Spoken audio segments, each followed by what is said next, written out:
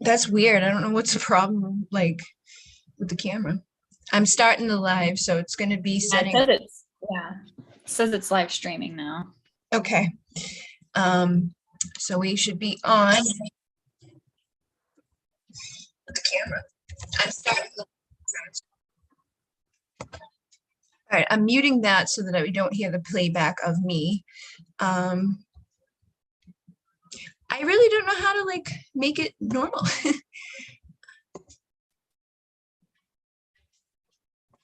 You know,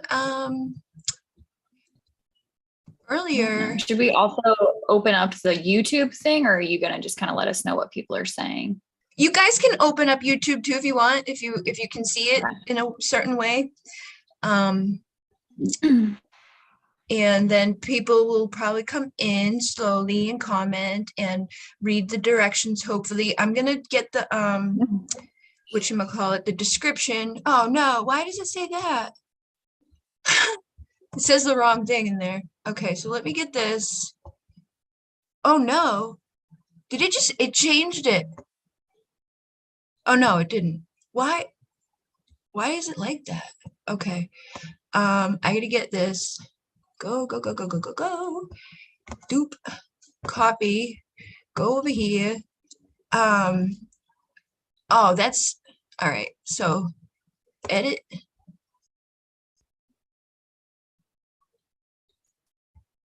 I don't know why it says that stuff in there. It like automatically put the wrong description. Paste.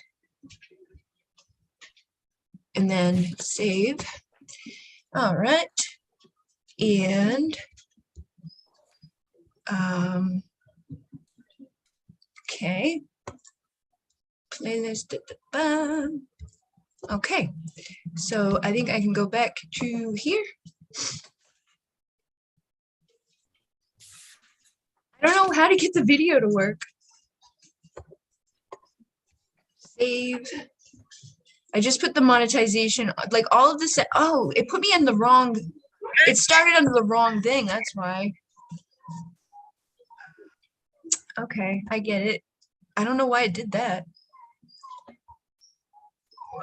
Do you guys need me to give you a link to see the video? I got it on YouTube right now. Okay. Yeah, I made a previous thing, and then it like automatically did its own thing, but I integrated it with the like it was like put the numbers in and put this in and put that in. So I put all those things into Zoom and then started the thing, and it should have like pulled that one up based off of that integration, but it didn't. So now we have, things being weird. Like, come on, technology. I know. And I actually was listening to things earlier, and they said that they just changed a bunch of stuff on here. So that's been kind of a problem for people. Oh, what did that do? I was gonna comment and leave, but it like condensed it into one like monster thing. So I'm gonna get rid of some of it.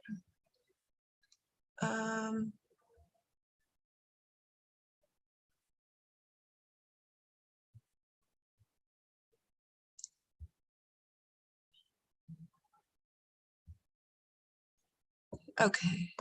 Da, da, da, da, da, da, da. Cut.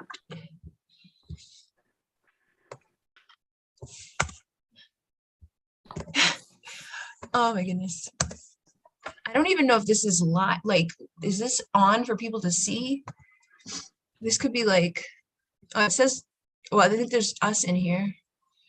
I just did that. All right, so it's public. I don't understand what happened. People are probably in the other one, like waiting for it to start. And I just went to your like channel page. It showed the live that was on there, so I clicked that. Okay, I'm gonna get the link that lets me share this.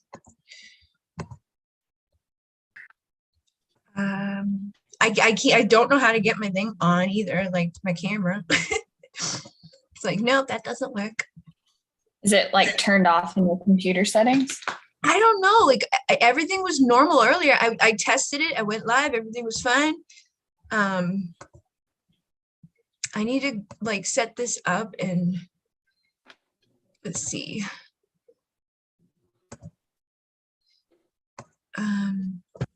New event started. Technical difficulties. I'm making that be the title of it. And then I'm going to go there and see. I know I can probably comment on it. Usually you can do that. My channel. I might not be able to keep the live up on the YouTube side just because I feel like it's too much on my Wi-Fi. So I'm gonna close out of that. Okay. And if I need to pop off as well. That's okay. I will keep like, I will do what I can for you. I'm just gonna comment on the other one. We had to start. Why isn't it working? We had to start another broadcast. If you would like to join us there. And then over here, I need this thingy. Shareable link. Get my shareable link. Where are you sharing with you?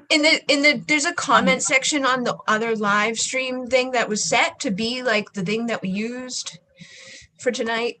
Like I made I made an event that I was going to go live with, and it's integrated to Zoom to do that, but for some reason it's not working. So now I'm going into that old one that people have been, knowing about and commenting in there so that they have an idea where we are. It just in case somebody was waiting in there or goes there to see like what's going on, because I've had that happen before. Oh shit, Stefania's not in here. All right, copy. Here we go, and then boop. Yeah. So I wish I could share more with you. Like, yeah, it still won't let me. Let me go into my settings of my computer here and see why. Earlier I got like an update thing that was like, you need to update. I've been getting those too on my phone browser. I was like, I don't want to update. So No. it makes me change my. I don't use I use like Koja, and it's like they don't really save any data, and then every time you do a search, it's like they plant a tree. Oh yeah. So it's not like a main Google search engine. So I feel like it doesn't support a lot. It doesn't support everything sometimes. Yeah, I don't trust anything. I'm like, I don't believe you. What the hell? Zoom last access at 4:09. Camera device settings. Connected camera. Search your cameras. There's like no cameras found. How is that possible? There we go. I think that better.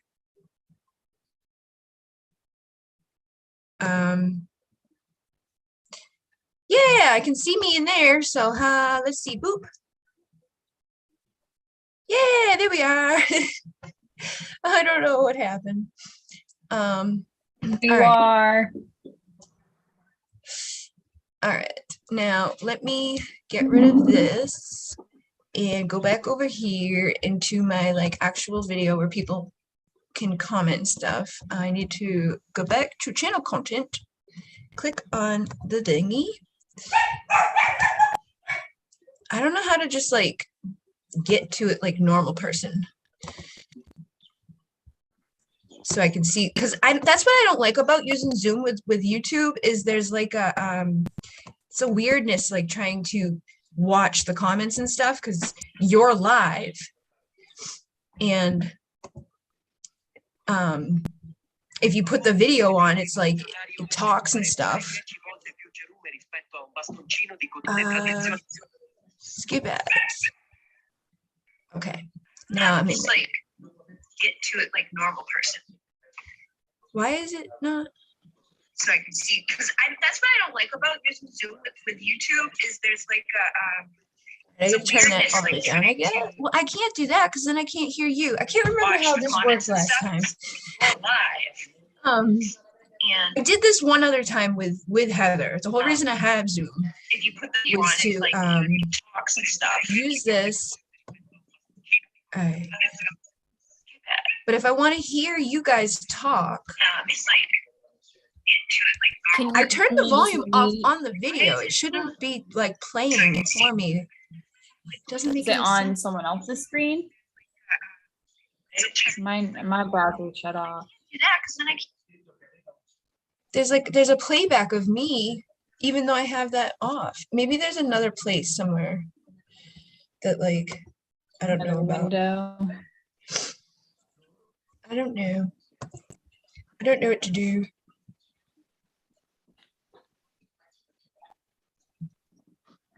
Okay. Meeting information.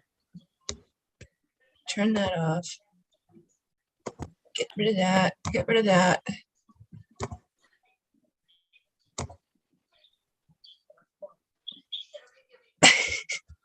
I don't know how, I'm like, I'm not gonna be able to hear you guys. If I turn that down, this doesn't make any sense. It's not muting on the video. No, like I like clicked, turned off the volume altogether, and it's Well, I like, wonder if it's because you're running the live, like it won't let you not hear it. Maybe I don't know. it's I know I did this one other time and it worked somehow. I think I don't know what I ended up doing so that I could, because I could talk to Heather when I was doing it. Let me open this up. Maybe I'll mute.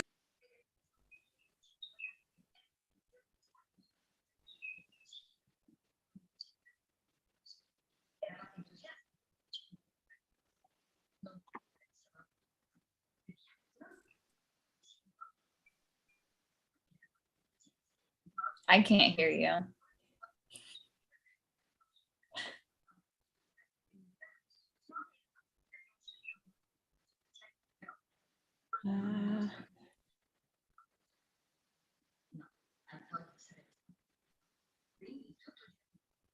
I hear like the playback, or like I hear an echo, but I don't know if that's from you or Stefania. Me too, like you. Yeah. I'm just checking on the phone the YouTube and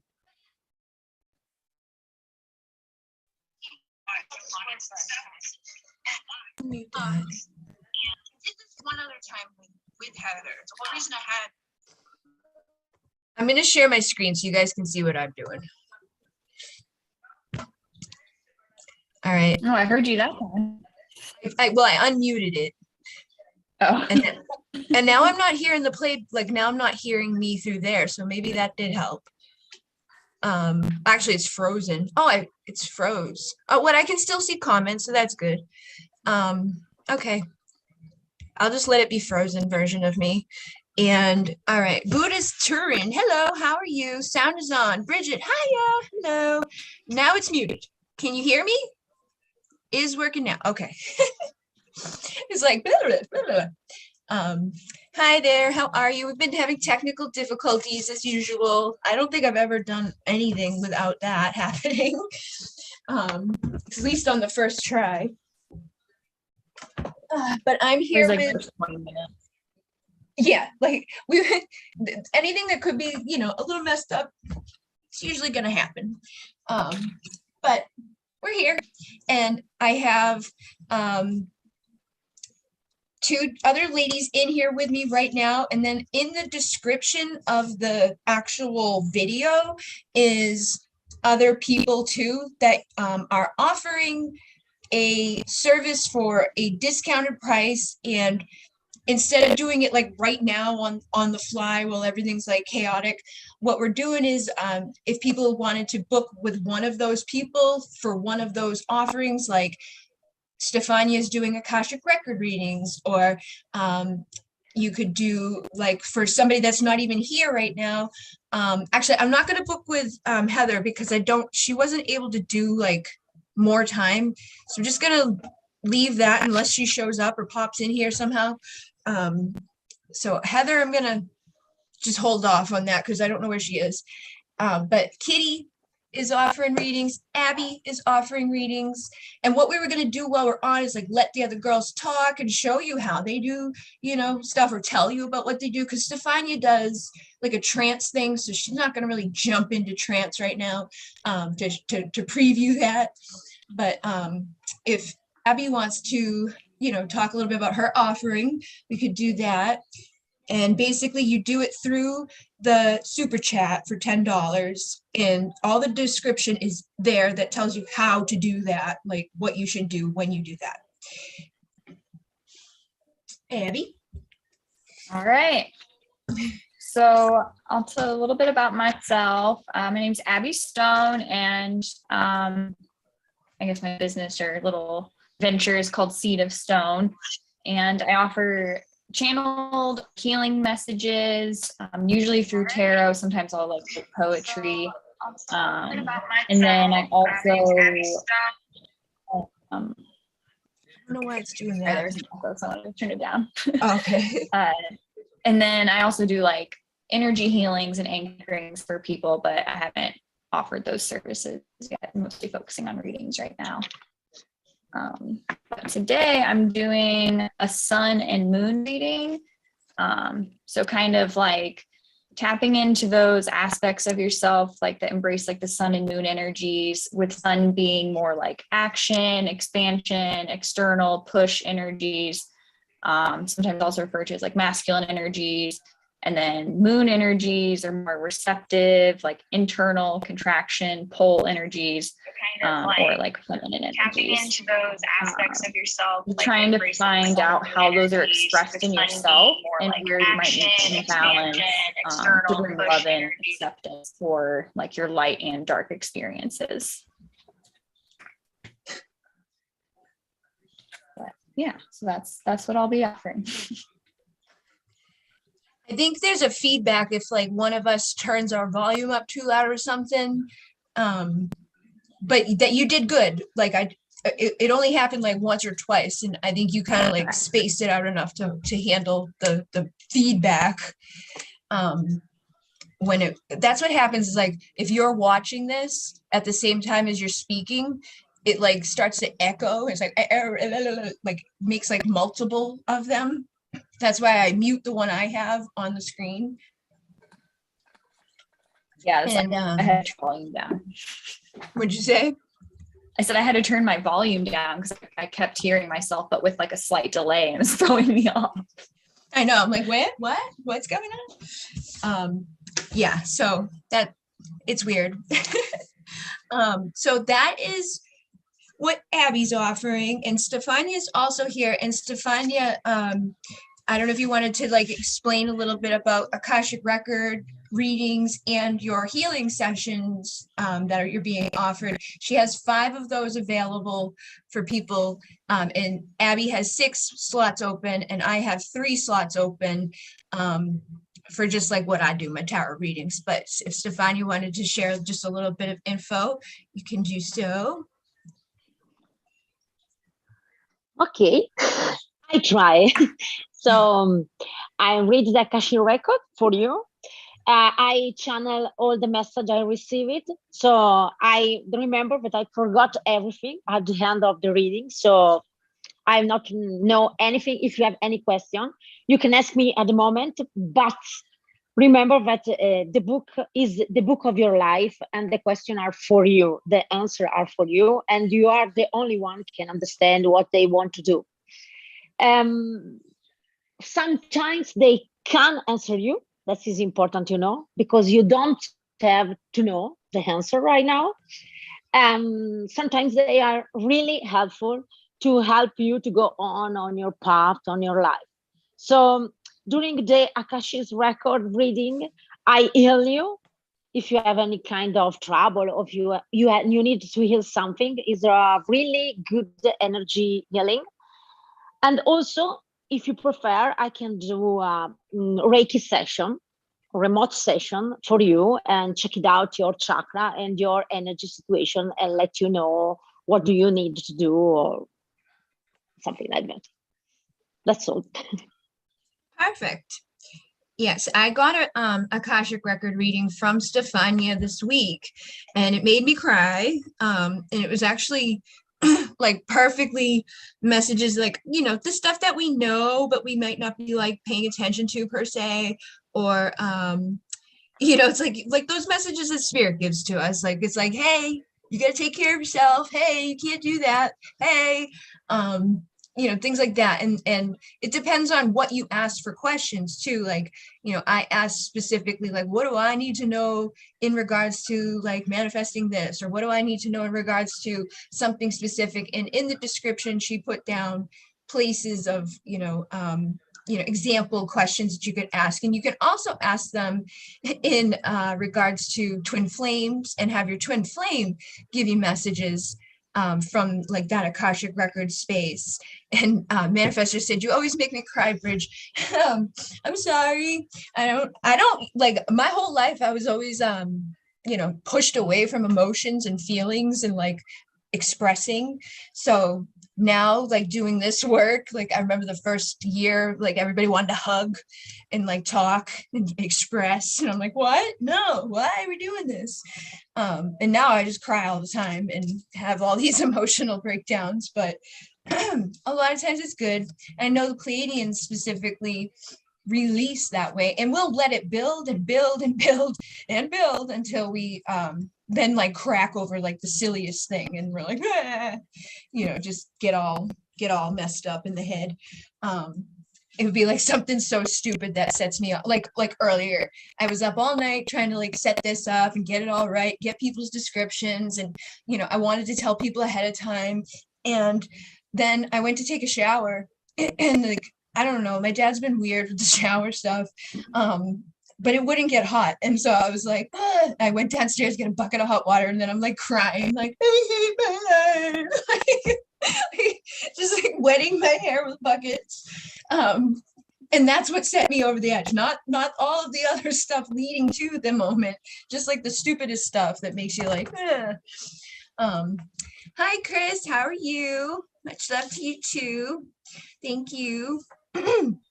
Yeah, so that's usually what I do when I get upset. And it's usually like, people are like, look at me like I'm crazy.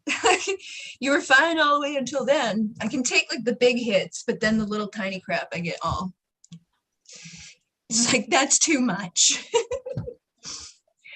We were also gonna do like some kind of like, while we're on here, like examples, I guess, or check-ins and stuff. So I'll pull a couple of cards just for the collective energy. So anybody that comes in, anybody that sees this later, we can set the intention that you get a message, and then I'll have Abby do that. And I know, like with Stefania, she might, if she wants to pull cards, she could. If she doesn't, that's okay. We can do whatever she's comfortable with. But the first card I have here is the Temperance card.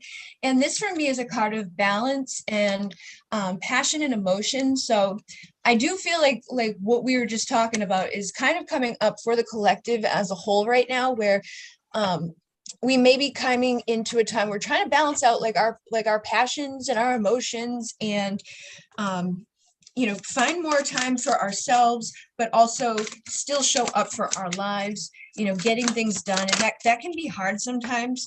I also have animals coming through from past life. I was guided to get the past life deck. So some of you may have something to balance out in regards to your emotions when it comes to pets. This is literally like you have a close connection with animals, and you could have lived as a pet or an animal, or had trauma with a pet, either in this life or another life. And it says, embrace your gift. You could have like the gift to be like a veterinarian or do like communication with animals. I know like my animals definitely talk to me and I talk to them. We have like our own language.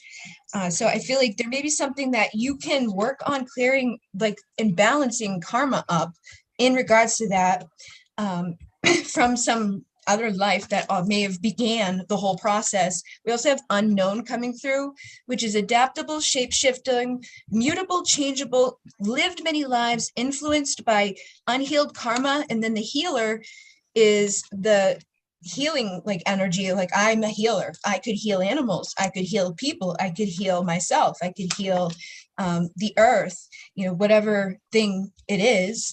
And then Atlantis is here. So I feel like those that are called to come to this energy here that we have tonight, you are probably healers yourselves.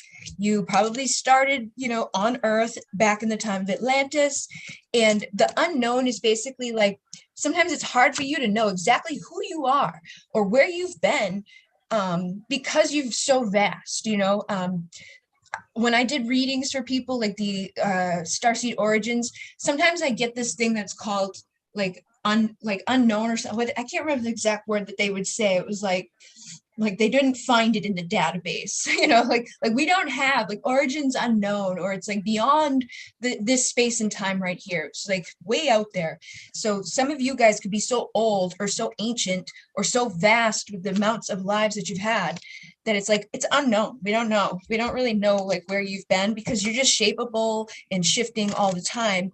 But you do carry the energy of Atlantis as a healer, specifically with animals, and you may be aware of the power struggle on Earth. And Melissa, Chris said, I'm good. Glad I was able to catch the stream. You're absolutely amazing, by the way. Thank you very much, Chris. I appreciate you coming and joining us. And then Melissa said, for the readings being offered, will they be done on here?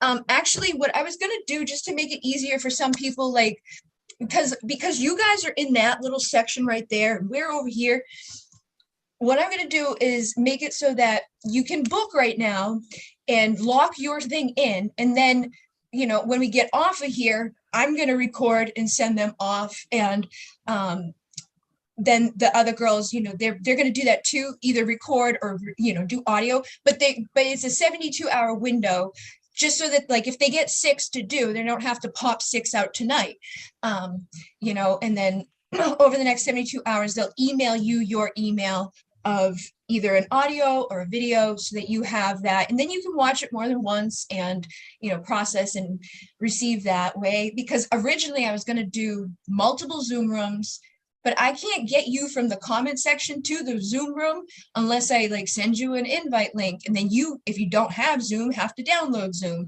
And then you got to get into the Zoom with us. And then when you get in there with us, I got to take you and your person and put you over here in another room.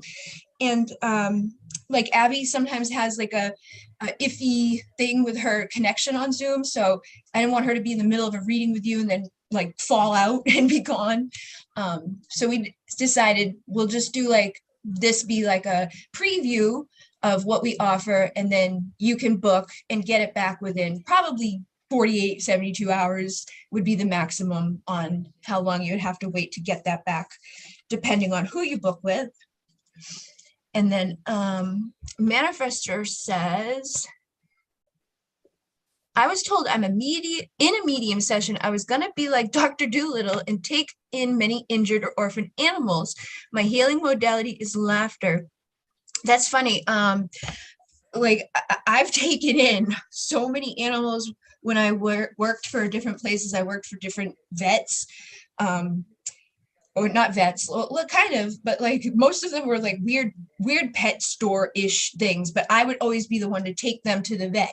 So if they were sick or whatever, I'd end up bonding with them. And then I had a snake, and then I had a conure, which is a bird. I had like so many fish tanks and just so many weird things over the years. And that seems to be what happens, is like I take the injured or the sick or the messed up and I can't let them go. And yeah, I think it's an empath thing within us to do that. And then Rick says, anyone coming in now, make sure you read the video description. Thank you, Rick. And Manifester said, I've been told I'm primordial. Nice. And then Melissa said, that works too. Yeah, it was so confusing because I like, try to accommodate everybody. And I got to learn to not do that so much and just kind of like do what works. Manifestor said, I had to give up work to look after my father who has dementia. So I'm so broke, but when I get my monthly allowance from the powers that be, I'm going to join. I'm sorry that that's the situation. I know how that is again, because I had my mom who was very sick at the end of her life, and my sister was just had a baby. So I was like, and she was like homeless at that time. So I said, you sign up her to be on the caregiver thingy. So she got paid to be the caregiver, but I was the one like running around and doing the caregiving. And I actually took donations at different points to be able to like go see her every day in Boston and deal with that whole time. But I know it's not a fun time to be. So if you want, I will let you have one for, without the thing. You can just email me or comment like what your questions are for the reading, and I'm just gonna put you down as like one free session, and then I'll take care of it that way, because I know what it's like to be in those shoes. And so we pay here, send them questions, the email address thing. Yeah, Melissa, if you want, it depends on how comfortable you are, because basically I'm looking at like because when you comment with a super chat, it like highlights it. So I was looking at that kind of like a way to like, hey, these are my questions, this is my email address, this is my name. But if you don't want everybody in the comment feed to see your questions and all of that, you can privately send your questions to your practitioner and just make the payment here and let me know who you chose. And I will, mark one of those as chose, so that you don't, so we don't double book them or give them way too many people to do. And then I manifested my cat, Tinkerbell. Aw, we rescued each other. Yeah, that seems to be what happens with the animals. And Chris says, you understand and help those unable to speak for themselves. Yeah, because I think that's probably been me a lot too. I have a hard time speaking up sometimes. Rick says, I'm going to try to do the super chat thing. Okay, Rick, if you have any trouble, I have other ways, and I know you, so we can always figure that out. If you have a hard time, making your thing, just let me know. And I'll either send you like a little thing through PayPal or something like that after. Because I know super chat can be iffy. It's like you want to put down like $11 or $5. It's like puts it to like 80. And then Melissa says, I buried a dead bird at my job. I felt so bad for it and couldn't throw the bird in trash. No, we can't throw it in the trash. No, definitely not. Like, we want to definitely bury. But when you see a dead bird, it's not like, I know it's sad, but I think there's a special message with the birds, because there was a woman who is very much into like all the spiritual stuff, and like everywhere she went, she was finding a wing, or she was finding like just parts of birds everywhere she went. She's always posting these parts of birds. So I feel like it's like a special message for you, about spreading your wings and flying and things like that. But whatever comes to your mind when you connect with that. And then Manifestor said, you made me cry again. Thank you. I'll probably make you cry again. That's what we do. And then Melissa said, sounds good. Okay, so I'm going to give Abby a chance if she wants to share any messages or cards with the community here, and speak for a few moments, just so everybody has a time to connect. Yeah, sounds good.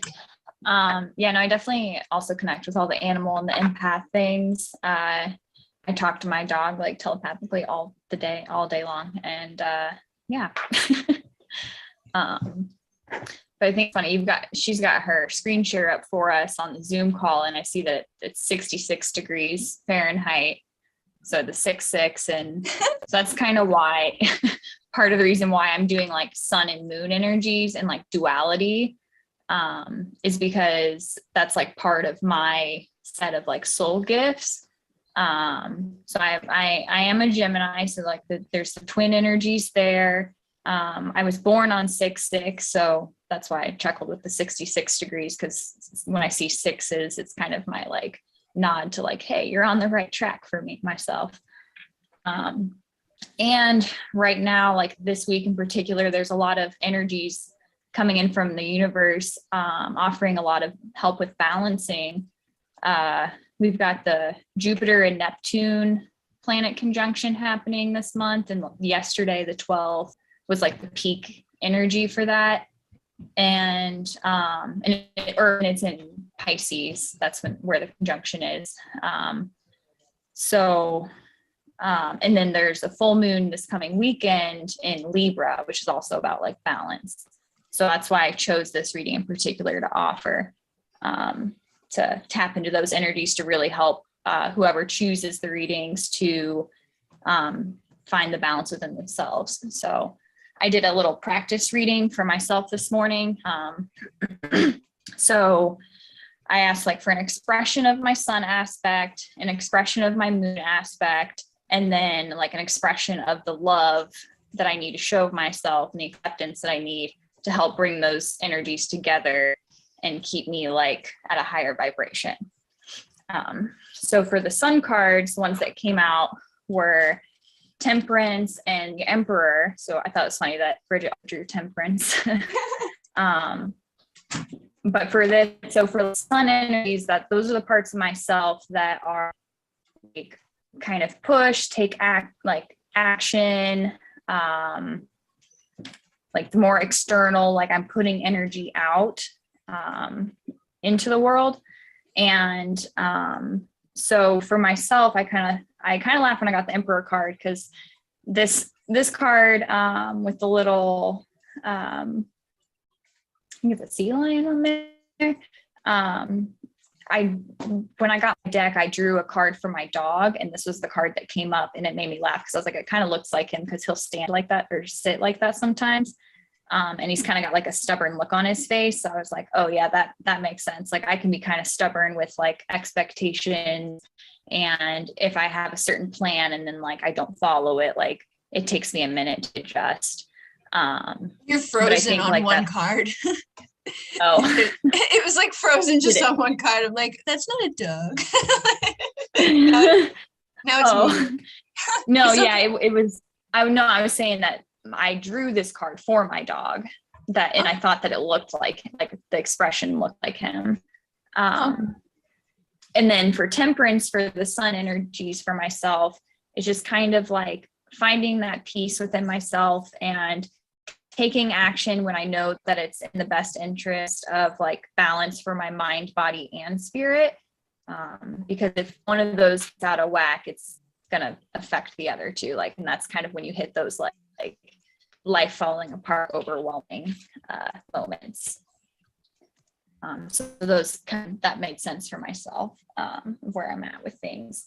And then my moon energies, so more of the energies I need to like to be more receptive and like kind of just let things come to me and spend time like with my intuition and emotions.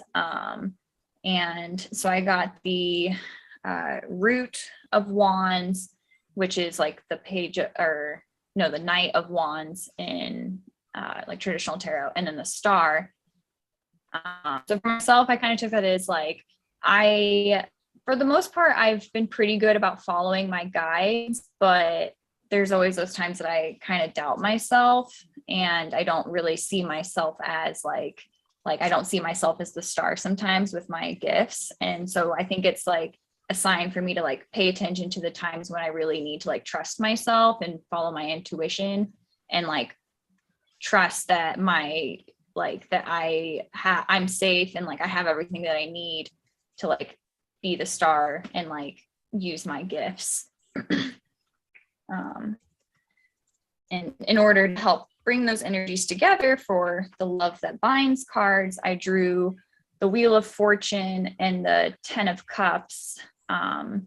So I think for myself kind of shows me to kind of be gentle with myself and let myself take time to like really feel and embrace my emotions. And when I do that, it'll help me feel safe and connected and like I'm at home and fulfilled.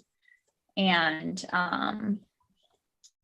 then with the Wheel of Fortune, just a reminder that I also cycle with like the seasons and like the moon, and the phases and energies of myself are going to like fluctuate and be mirrored in nature. And so that's kind of how I find my comfort in things when I need a little extra help from angels or guides or what's around me, is I connect with nature. And that's most of where my like channeling and healing comes from, is I'm like, again, like the dual energies, as above, so below. Like I'm tapped into like that star and starseed energy, as well as like earth keeper, like protectors of the earth energy. Yeah, so that's like maybe a little preview of what you might get if you book a sun and moon reading with me. Thank you. Rick has gotten a Akashic record reading with Stefania, and I do have his email address somewhere in my database of stuff, but Stefania's email address is in there too. So if you want to copy that and save that for yourself, even just send her like a, hey, this is Rick. That way she knows which email address to return your reading to. And obviously you can see the comments, right, Stefania? You can see his question. Yes. Okay. Yes. So please, Rick, send me one email because I need some information from you, personal information from you before to do the reading. Also, Buddha book me a reading by email, if I'm not wrong, right now. So I have 2 reading books right now. Okay. Somebody else emailed you? No, just only Rick and Buddha. She called Buddha. Oh. She's in the chat. She is, I think, yes. She's the first one who chat on our chat. Yes, she sent me one private email right now. Oh, okay. Okay. I'm like, what? All right. So I'll put down Buddha and Rick for Stefania. Exactly. I told you, Stefania, I said that anybody who does, like, there's a woman I know in my area who does Akashic records, and she's like, always, everywhere she goes, anything she does is like, she's just slammed with everybody wanting to do the Akashic record because it's different. Oh, my pleasure. It's my pleasure. Okay, so let me see over here. Manifest, how do I ask my question? Manifest, you can email me at my email address in the or you can comment it here, or you can email me privately, however you feel, and you can ask more than one question. It's basically a 20-minute reading, so up to 5 questions can be covered in that. And again, if you want to give me a few details surrounding your question, you can always do that. Like I tell people, if you're asking about love and you're dealing with like a third-party situation, that's relevant information that I don't have to be like, could be this, could be that, could be blah, blah, blah, blah, blah. And then if you're doing like career and you're like, I'm thinking about changing my job, that would be a nice piece of information to have, so that I'm not like, I don't know, I think you might be wanting to change your job and wasting a bunch of time doing that. So, just little bits of information that are relevant to your situation and align with your questions. And if you don't have 5 questions, you can always be open to receive whatever comes through. And part of what I was offering too is I do like starseed origin, like readings, basically, to see what comes through. Like, sometimes people do that if they want confirmation on where they've been and who they are at a soul level. So it could be a mix of, love and healing and career and abundance and starseed, whatever you feel guided. And the email address is Bridget@divineessential.com. And if you need to see how, make sure you have the right spelling, that is in the description box, or you can do it here. You're welcome. And then Chris says, actually just picked up a bunch of labradorite beads and a sweet palm stone with tons of flash and synchronicity with catching your vid today. He's like, he knows that I'm a little weird with labradorite. I have massive amounts of it, and I can't stop buying it or getting it. Like, I actually all of the big ones, I didn't buy those. Like those were all gifted to me by people who are very nice people. Like this was the most recent one that was given to me from somebody. She's the same person that gave me my Mesa cloth, which is like a $200 cloth. And that was the second one of those that was given to me for a gift. But this is like, she showed up one day and she was like, hey, I got you this. And I was like, oh my God. And that's just like how they've all come.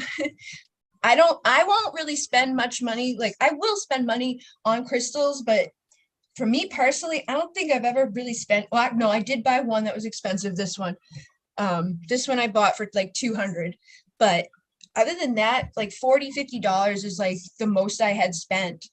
And all these big monsters came for free. And then the big citrine generator that I won from Sage Goddess. I don't know if anybody knows her. She's on Instagram and she has a YouTube channel. She was at the Tucson Gem Show and she was like, hey guys, I'm gonna give this smoky generator away and it has this and that and blah, blah, blah, blah. And it was like protected abundance or protected like prosperity, because it's smoky citrine. So it's like got the citrine for abundance, smoky for the protection. So it's like anything you do is protected for, like good comeback with money. And that was before I started, putting myself onto YouTube, like on a consistent basis. And I, had just left that bad situation, had no money. And then it was like, boom, protected success, kind of just like blew up. So I know that helped a lot. If you ever get some citrine smoky quartz mixture there, it's a good one to have. And it has the hairs in it. There's some sort of hair in this that's rare. It's like silver tail, root tail, but you can't really see them. It's like really hard to see like the beauty of like what's actually in there. But there's silver and some other colors inside of there that are like little hairs. And I think that makes like special something or other. And then there's more rainbows and stuff. The rainbows are good for depression and, bringing in joy. But this thing is a generator, and we have that, double-sided here that match. And then this one, is flat. So a generator is like shaped in a certain pattern. And then there's receivers. So you can have a receiver, generator, or you can have both, like a transmitting, receiving one. They have like patterns, like the 737 is one. So it have 7-sided face, and then a 3-sided face, then a 7-sided face. And then there's one that's like 7373, and that's a what is it? There's the next one up. It's like there's a certain name for that, and that's like even more of a monster for manifesting and all of that. Let's see what we have here.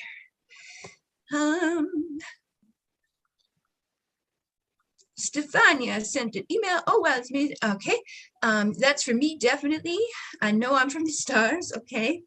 And then that's just Remy reminded me of your video the other day talking about amethyst. I have a beautiful ametrine and Lemurian crystal, which I have been studying. Thanks. Yeah, I'm a weirdo. Like I used to get crystals and just be like, this is a nice crystal, put it up on thing and, oh, it looks nice there. I wasn't really like as weird as I am now, where I'm like, I spent like 6 hours studying them and like getting a little weird about it. I have my little like light bulb and everything that I turn on and get all into the cracks, because there's so much stuff that I didn't know before that like came on one day. It was just like boing.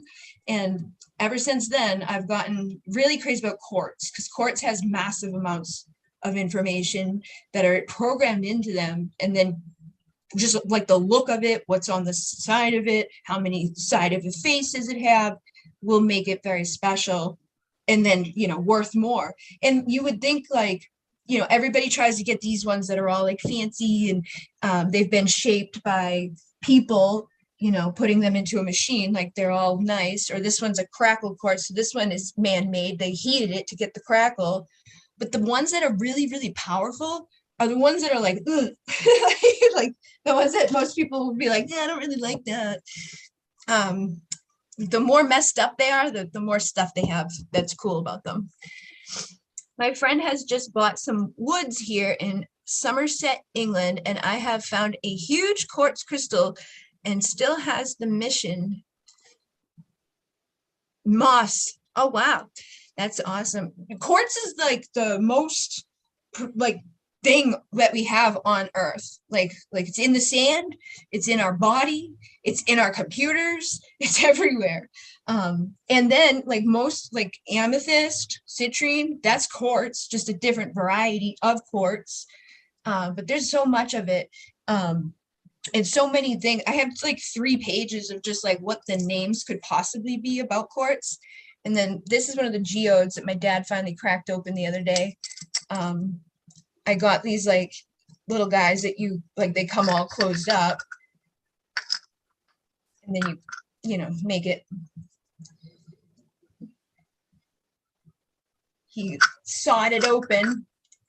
And now it has outer crystals in there. It's so hard to show anything on camera without looking like really bad. I just want to show the sparkles.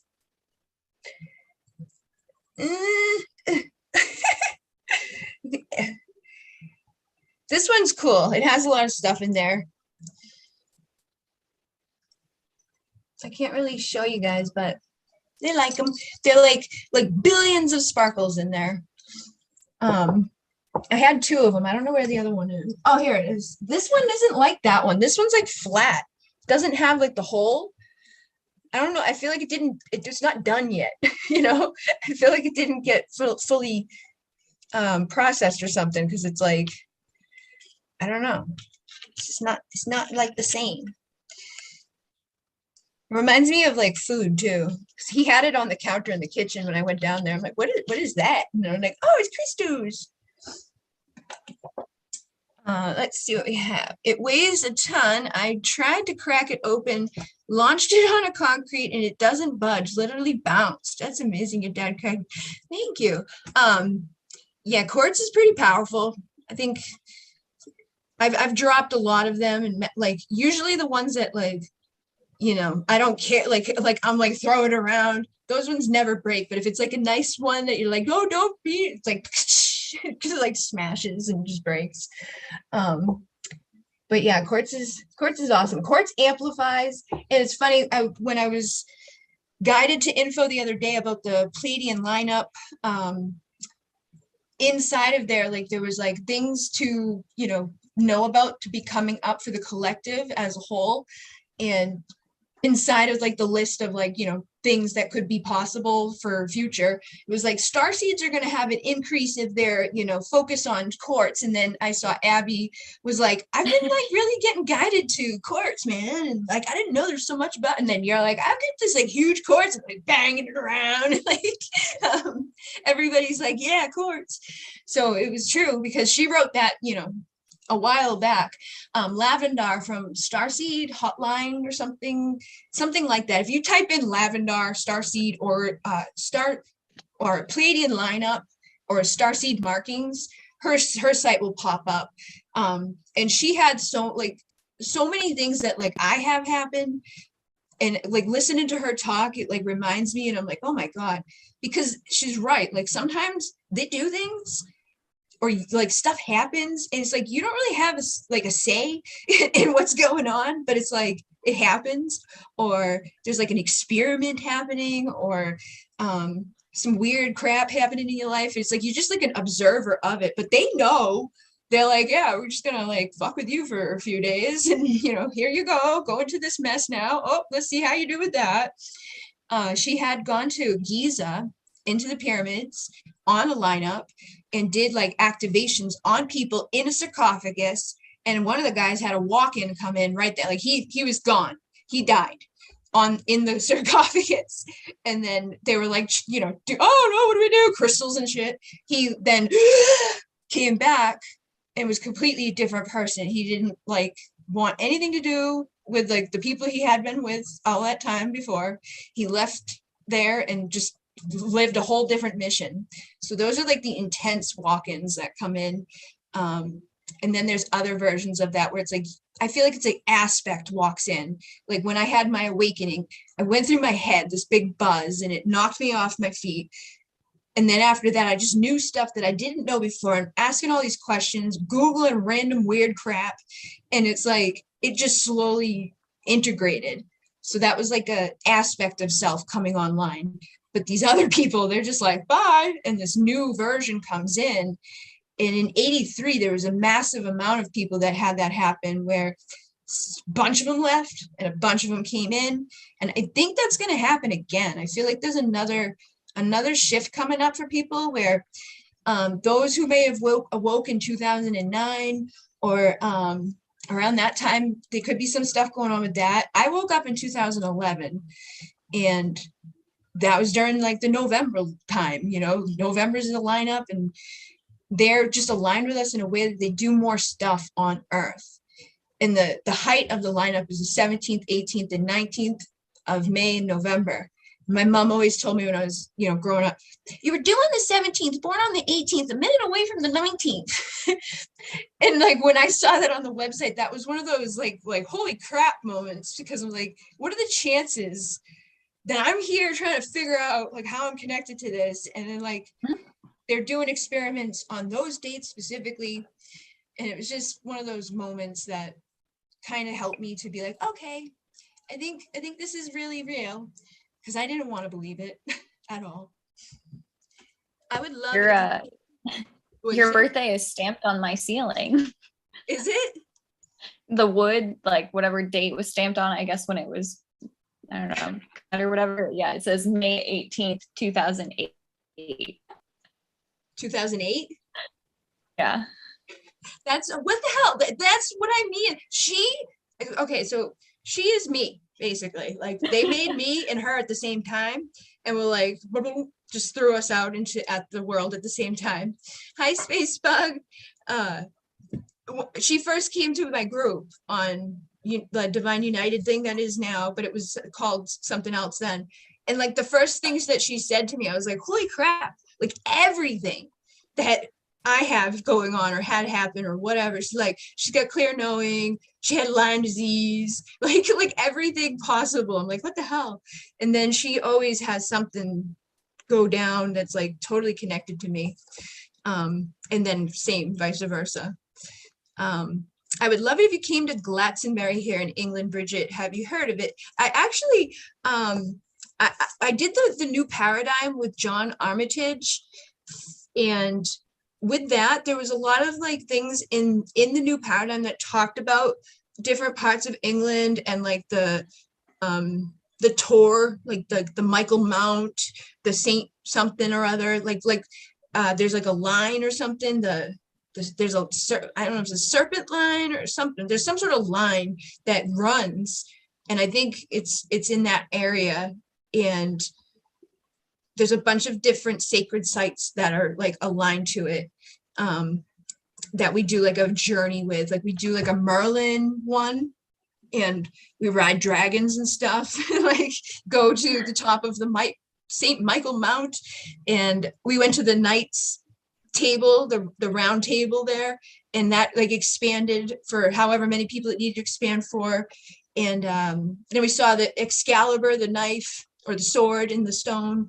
We didn't need to take that out though, because like that's like a whole weird thing. I don't know, there was all this stuff that was channeled from Archangel Michael, some was channeled from Saint Germain, and then some was channeled from Hari Baba. There's a whole bunch. But yeah, I think some of it, yeah, the Michael line. I don't know, I think he called it something else in the book, but basically I think that's it, because it was like there's this Michael Mountain, that Michael Mountain, St. Michael's this. And then Chris says, my awakening was summer of 2013 after my mom's passing on my day of birth of all days. Crazy to say the least. When is your birthday, Chris? And I'm sorry about your mom. I know a lot of times we have something significant trigger those things in us, like like when life just can't get worse. It's like, I need a reason to be. And like, oh, okay. And then you have your moment, enlightenment. I remember when I woke up, I was like, oh my God, everything was like so like happy for a while. And I've like lived in like a cloud. Even though life sucked, I was like happy. 7-Eleven is my dog's name. And 83. You might have been one of those walk-ins from 83. Look into the Lavendar, the information. She has like a vault of knowledge on her website. And I feel like you'll resonate with some of the stuff on there. There's like people were inoculated with stuff like crystalline energy. Some people need to have certain stuff. What was the name of that stuff I said the other day, Abby, that I was like, this is what I need to save myself? Silica? Yeah, silica. Silica is very powerful for us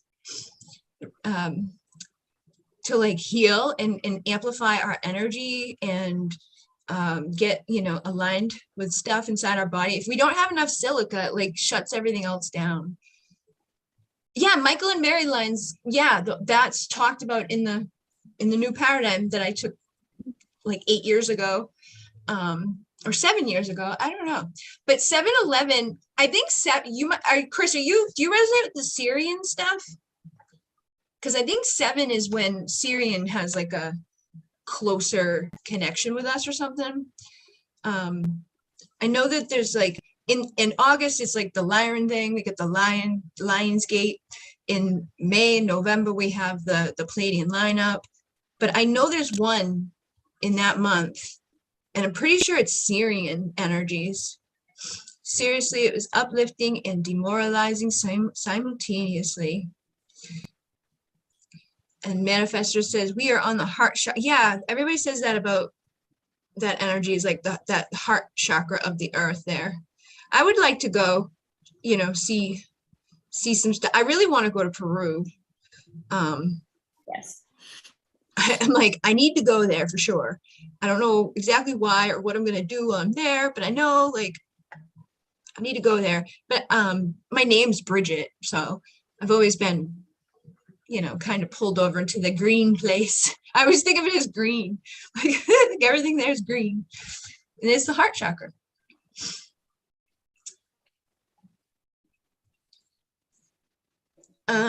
So I will pull a couple cards, and then we chatted briefly about the Syrian connection with my dates. Oh, nice.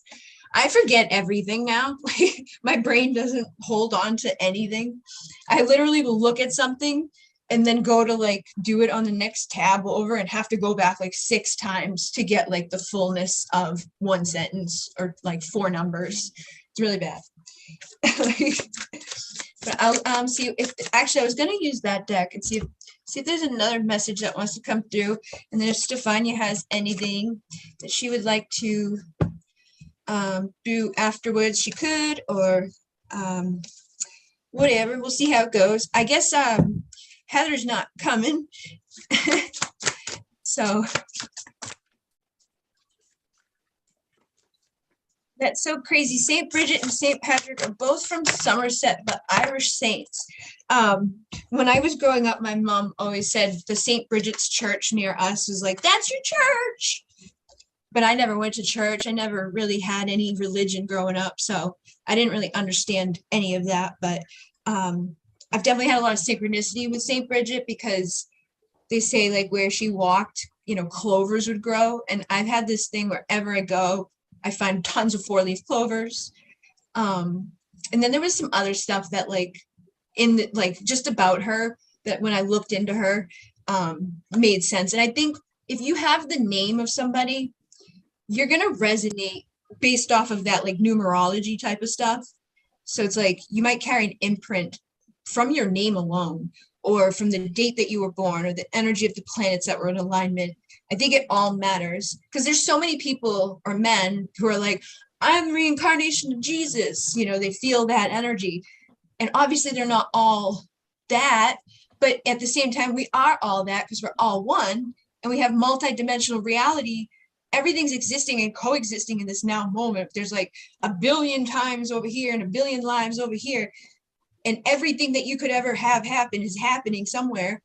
It's just a matter of like aligning to that and pulling it here if you want to manifest that one. But I feel like we all have like a certain thing that we vibrate on. Like some people really resonate with Isis, and some people really resonate with, you know, Archangel Michael, and then some people really resonate with Ashtar Commander. And I feel like, you know, Archangel Michael and Ashtar Commander could be the same freaking dude. It's just a matter of who perceives it as what, you know, in their belief system. So we have the high heart here with alignment, and it says ecstatic bliss, and we have the 18 and the 6. So we got Abby's 6 and Bridget's 18. For the high heart chakra, which we were just talking about, the heart chakra of the earth. And I feel like there's been a lot of messages coming in regards to healing our hearts. Healing is number 30 here. So I feel like the 3 is, you know, transformation, and then the crystal keys are here.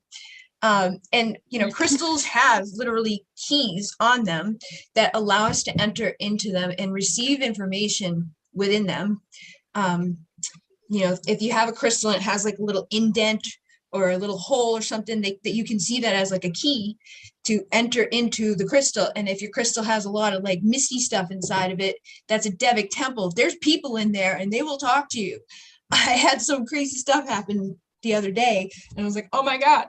Oh, look at that. Endless opportunities. So I feel like this is in, again, regards to what I was just talking about. Like we have endless opportunities to align our hearts and align with the healing that's required for us in this lifetime, that's going to ripple across the, you know, multiverse of all the lives. It's 618 right now. 618. Oh my God. Perfect. Had to interrupt for that. Oh, sorry. Yeah, totally. Makes sense.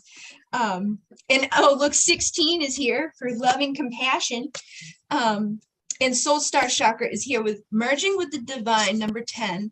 So 10 for me is wholeness, completion, oneness. This is like the end of the cycle. I feel like a lot of people are coming to the end of a certain cycle where maybe before you were, you know, dealing with a certain set of dynamics, or your certain, you know, karmic patterns or certain belief systems.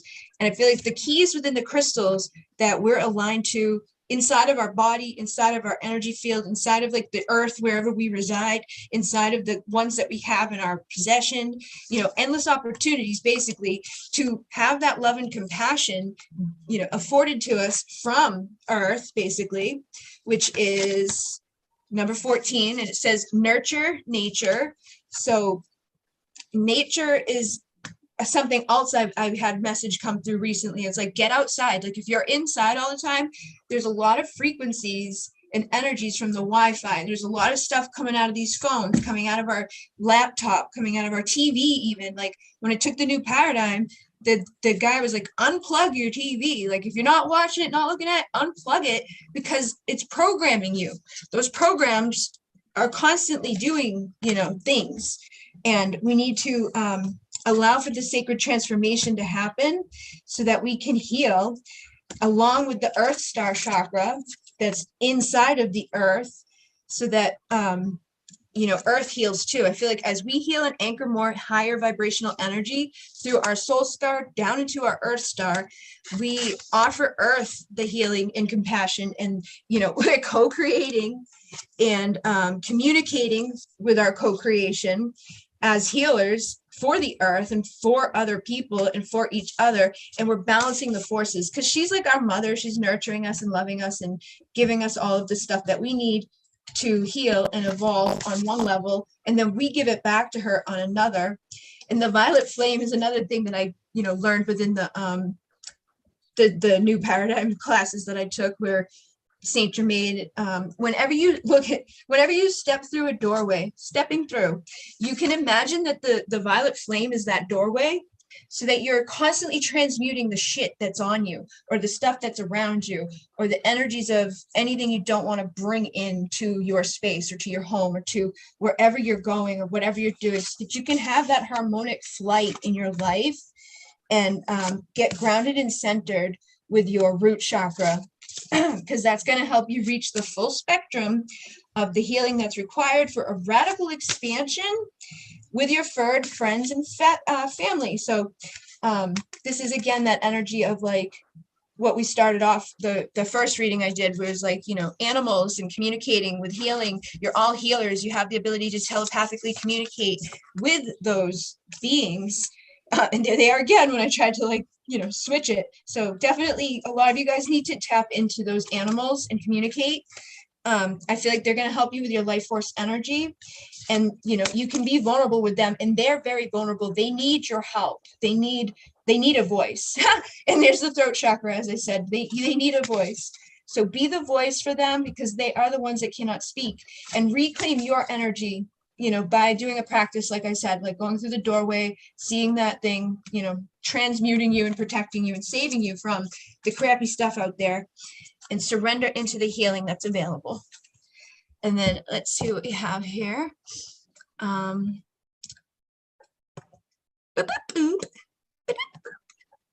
We are on the heart chakra. It's so crazy, Bridget. Little 7-Eleven. It was shortly after I read your mind about the citrine. Guess what's in the box before you even posted it? Oh, that's a couple years ago now. I think, right? Or maybe, oh yeah, I remember that. Yeah, that's been a while. Time flies now. It's like 5 years. I'm like, what? It just seems to be like getting faster. I've been on an artistic hyper realization over the past 2 months, and I started making my own tarot, and I have started to make an animal family of art, and I want to call it Big Farmer, as I'm Phil. And I literally couldn't do art for shiz, but now I know it's my path. You know, I said that before too. Before my awakening, I liked art.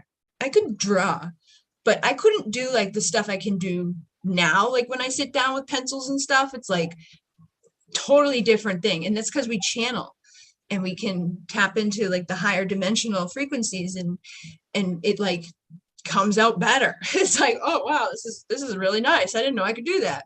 But I definitely had that experience back when I woke up. And then Melissa said, what's the best way to find out how many lives we've reincarnated? Abby, what do you, Abby's like infinite. She doesn't know because there's too many. Do you have any like way of thinking about that way of like getting, I've never tried or thought about it like specifically for like an exact number. I mean, the way I kind of think about it is like I'll have memories, like the things I refer to as like past lives will be like more memories of specific things I feel like karmically I'm dealing with now. And but like I definitely feel the old soul thing. I've been here a very, very, very long time. But I also think that like once you reach that understanding of how we're all like connected and from the same source, and kind of like, you know, how the Akashic records work, like we all have that access to all of those lifetimes. So it's like we do and do not reincarnate or live all of those lifetimes at the same time, kind of thing. Makes sense. I feel like I feel like some of us got stuck here. You know, like we came in, we're like all cocky, like I'll remember, I'll be fine, I'll get out of there, no problem. Oh yeah, sure. And then we were like, like ego, karma, bad people, you know, fighting. And because if you're not like living in a I don't know, like a mountaintop somewhere isolated, like you're gonna mix and mash with people that might cause a little bit of like, you know, or a little bit of stuff that's not always the best stuff to deal with. And if you're just a human, you know, just living your life, it's going to be hard to be like, oh, I'm going to rise above all of this shit all the time and think the most, like occasionally you're going to be like, fuck you. And then you create that karma. Or if you have kids, it's like, that's a guaranteed karmic connection that you just made for yourself. Like, so I don't know. I feel like a lot of us came in, we're like all cocky thinking we were going to get boom out of here. And we're like, oh shit, I'm stuck on my soul journey of infinite lives. I don't And then know. it's all stuck into your DNA and passed down and down and down. And then you're just like sick and disformed of all the karma stuffed into your body. Like, here, like you chose your parents, you chose your freaking like everything that you have. I'm like, why would I do that? like that doesn't sound right. Like, you didn't tell me all the details. I wouldn't have done that. I guess like for the reincarnation thing too, like if you're that's the thing, like if you're living in a timeline where you're projecting a reality where you're like, I have a finite number of lives that I've lived according to the life that I'm in right now, then you should be able to, ask spirit to confirm to you what the number is, and then do automatic writing, like I said in the reading I gave to you recently, and trust what comes through in regards to the number. And if you get like, say, it's been 88 lives, then say, okay, if this is true, if I've had 88 lives, I want to see a dolphin 75 times in the next week, something that's realistic that could happen, but also something that's not likely to happen. Like we're not really going to always see, 12 dolphins show up in the next 72 hours. But if you do, it's going to confirm that. And if spirit wants to confirm that to you, they will have that happen. So, I feel like that's some shit that my guides would do to me. Like, all right, here's 80 dolphins or 80 lions. Do you get it now? Well, the night that we were talking and I had the book and I was talking about the night with the dolphins, the Syrian dolphin and the vertebrae and all of that. And then I like opened the book up and it was like the nose to tail thing that I had just been explaining. And I was like, oh my God. Everything that night was just like more and more crazy. I feel old, but who knows? I love ancient stuff. And then my Lemurian crystal I got it in Glastonbury. I only recently learned my last name, Aster, is from Ashtar. Oh gosh, that's awesome.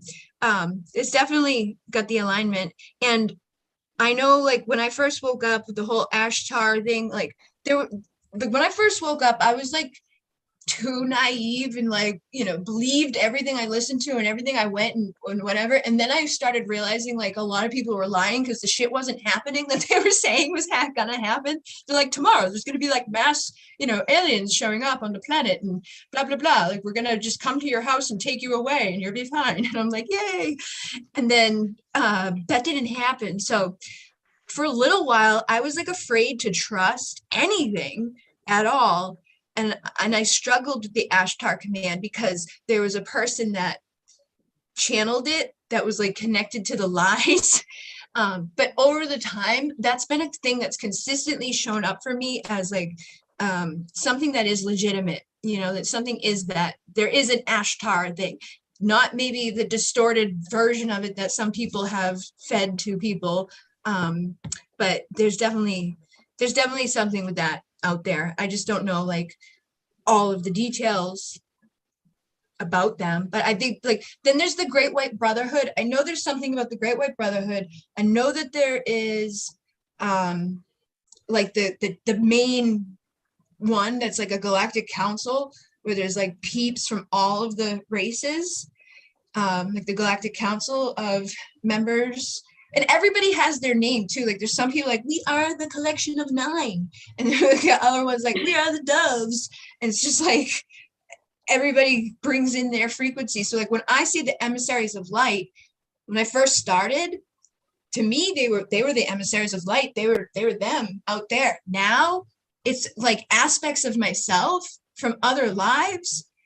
Like I've learned over the time and I've had so much synchronicity for that. Like, I'm like, I feel like there's like more than one of me. And then I started getting all the synchronicity of like the mother, the maiden, the crone, and then I was reading a book from like some shamanic guy and he was like, yeah, we all have like a younger version and an older version of us. And then this version of us like living up in there and like all these aspects of ourselves, these characters that we portray. And it was just like so many things that finally was like, oh my God, that's what that is. So in a way, I feel like when you talk to your I am presence or you talk to your guides, you're talking to aspects of yourself from the future especially if you're in alignment with the star energies and stuff like that. So you could be a version of the Ashtar commander, or somebody like that. There's the great director too. There's the director, a whole bunch of them. And I think that's why we get the variations on names and energies and, what they are, where they're from. But one thing I've always gotten that I just saw the other day too is Planet Era. Planet Era is in the Pleiades, and some weird thing popped up, like an ad for something to do with the Pleiades, but it was the ones from Taygeta, which is one of the stars. And they were saying we predominantly hang out in Planet Era. So it's just like another one of those confirming things, which I keep having consistently, like over the years, like this thing will keep recurring in my life. This name or this, energy will pop up for me over and over. And it's not like I'm searching it or seeking it out, or it's like an algorithm thing. It just comes on its own. So that's when I know it's legit, or that, there's something to that I should trust. It's hard though, because we're here with our human perspectives. Crystals are alive. Yes, they definitely are. And Easter Rick, oh yeah, you are Easter Ashtar. Love, love, love you, Bridget. Thank you, beloved radical acceptance. I think of Easter as my personal holidays. Yeah, and that's the type of thing that I feel like a lot of us end up having. I never really had like a history with like religion or anything like that, so I didn't have that like time, because I know a lot of women are like, I feel like really strongly connected to Mother Mary, or Mary Magdalene, and then Sarah Magdalene is the daughter. And I had two different mediums at different times tell me that I am like the reincarnation of Sarah and I'm like, how like unlikely is that? Because I'd never heard of her. And anytime I tell anybody about her, they don't know her. They're like, what? And when I looked at like the one picture that was out there, I felt like a resonance with it. But and like with your name being Bridget, so there's a few different like background stories I've heard of Mary Magdalene, where she was Celtic roots and a descendant of Bridget, or from Egypt, or she was Egyptian and like a goddess of Isis, or a priestess of Isis. And so I know you're connected to both. And so just like tracking that to Sarah Magdalene as well. They said the Sarah thing?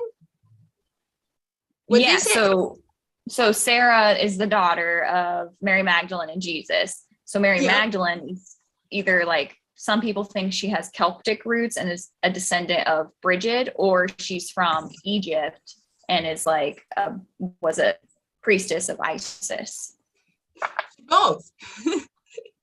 I think it's like, it's all, because when you go far enough back, it's like we all have this like global catastrophe. There's a flood, and then there's this dude and this lady, and they have a baby, and the sun is the sun. It's like the same thing over. And then the pyramids in South America, there's pyramids in Japan, like that they hide under grass, and they're like, that's a hill. It's just a hill. That's not a fucking pyramid. It's like, dude, it's that's a pyramid. No, that's a hill. Because if they tell us it's a pyramid, we can go search it and like poke it. But did you know the one in South America sounds like a freaking bird? Like when you clap at it. Did you see that? I shared on my story on Instagram the other day that the ones that have like the flat top, there's like a Gobekli Tepe, that one? Yeah, there's like a sacred little, top part where you can go in. That's in.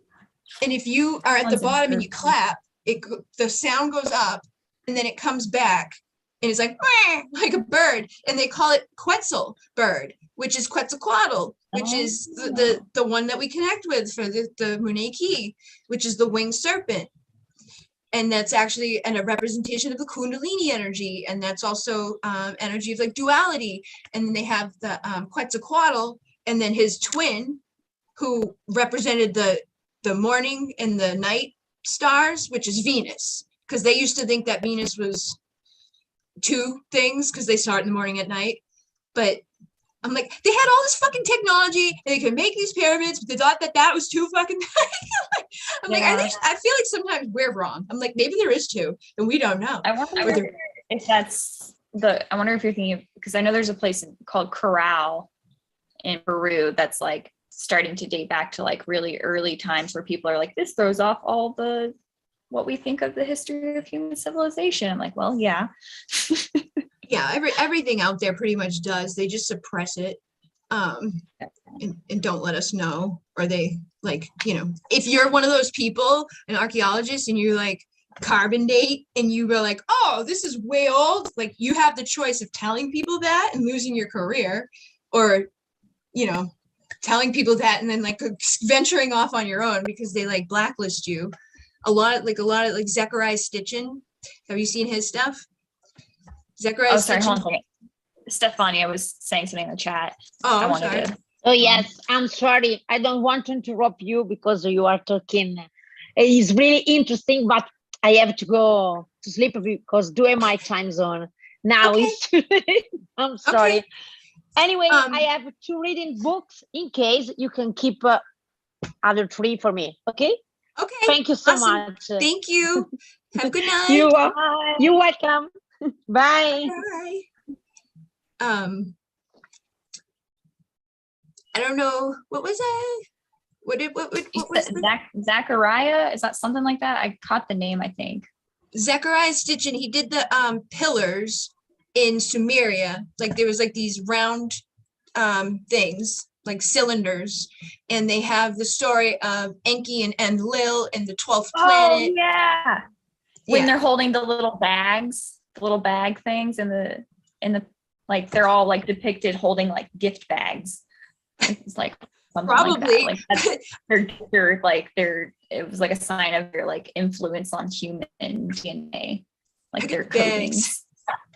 All I know is there was like cylinder things, these sphere things that he, decoded the language of, and when he looks at them, he tells the story of Enki and Enlil, and then Marduk, and Marduk is like the Marduk. He's like Marduks. He's like the dad, and then Enki and Enlil are the ones that are like, they're like they mess with humans and they have like human slaves. And then there's the daughters of men who they lust after and come into them and make hybrid versions of people. And some of them didn't make it through childbirth, some of them did. But then you find there's giants on the earth. Literally, they've found like dead giants. They're always redheads or whatever. And they have them in the Smithsonian underneath the Smithsonian. Yeah, I did an archaeology site on a Greek island, and it's now the world's largest like infant cemetery. Like there's no other in like burial or anything like where it's just all infants that they found, and they were all buried in these clay vessels that were like shaped like a womb. And they date back like pretty old. I can't remember. It was at least like 5,000 BC.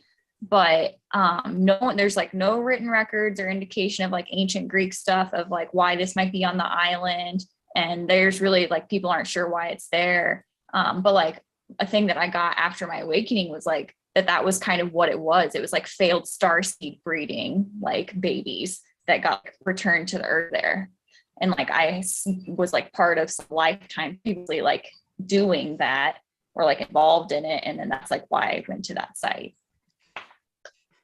Cool, man. It's creepy. I know there's a lot of stuff that Zechariah Stitchin had specifically, like the cylindrical things that he had, but there was other things too. Like he found stuff that was made out of meteorite, and underneath it there was like the 3 stars of the Orion's belt that glow in the fucking dark. And then they had this other thing that was like this little spoon, and it's like they used it for giving birth. And back in the day, they didn't like make you like lay down. Oh yeah, lay down, go against your fucking natural instinct to squat and make the baby come out easy. Go lay down and make it difficult. But back then, their like birth was easier with these tools and stuff. But the things that they have are magnetic, and they glow, and they do like all this crazy stuff. And they predate like everything. And there's just so much of it. Like there was a video on YouTube that was like 7 hours long of like unknown artifacts to us, because they suppress it or whatever. But Zechariah Stitchin does a lot of like, it's kind of sucky, like it's hard to understand him. It's very long and boring, but it's also not boring because it's like, this sounds fun to me. I know. I'm like, this is great, but most people are like, oh, what the fuck? I'll have to. Yeah, sometime I'll have to tell you about all the stuff that, like when I worked at the Field Museum, that I've seen. Okay. Let me see. I went and sat in the sun and did art after you video saying get outside, and I loved it. That's awesome. I've been trying to get outside more because my dogs, first of all, want to be out there all the time, and just because it's better out there than in the house. And then Beloved Radical said they hate TV. I got rid of all of mine. I haven't had a TV in like freaking years. This house, I've lived here for like 4 years. There's a TV down in the living room, but that only came like not too long ago. Like a guy that I know was like, hey, you can have this extra TV. And like the only time that TV's been on was the night that he brought it here. And like we turned it on and it was on Animal fucking Planet. And they like started fighting and I was traumatized immediately. I'm like, see, this is why I don't watch TV. So it's been on since. But yeah, TV is not good. I don't need it for some reason. My dad's like, how do you survive? So I'm like, I don't know. I got plenty of shit like to do. I have enough of a dialogue going on in my head. I don't need an external one. Yeah, I got massive amounts of notebooks full of information if you'd like to see. 1111, so cool. Chris said, you should do a series of EMP blocking organite pyramids. I got to get my stuff back from making my organite. I brought my organite supplies to a person that was going to help me with making some of the stuff. And then they like didn't do that, and now they have all my stuff, and I'm like, I need my stuff to make it if you're not gonna. So I gotta get that back.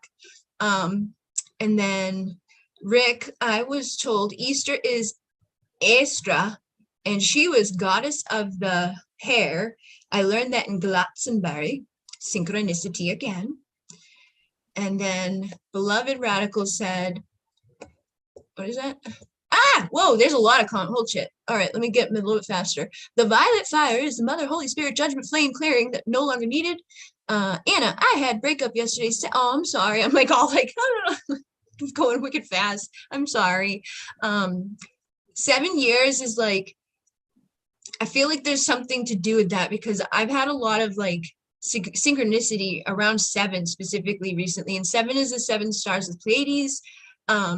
So I guarantee you that I know it hurts and it sucks to like break up after that long, but it's either something that will probably manifest again, you know, like it's not done, but you got to take a break, or it's something that you played out the part within that you needed to play out, and now you can go to the next level of ascension or the next level of love that's going to be more aligned for you.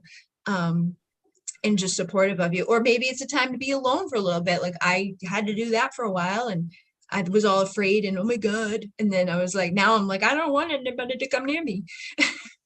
so it's always what we're used to, basically.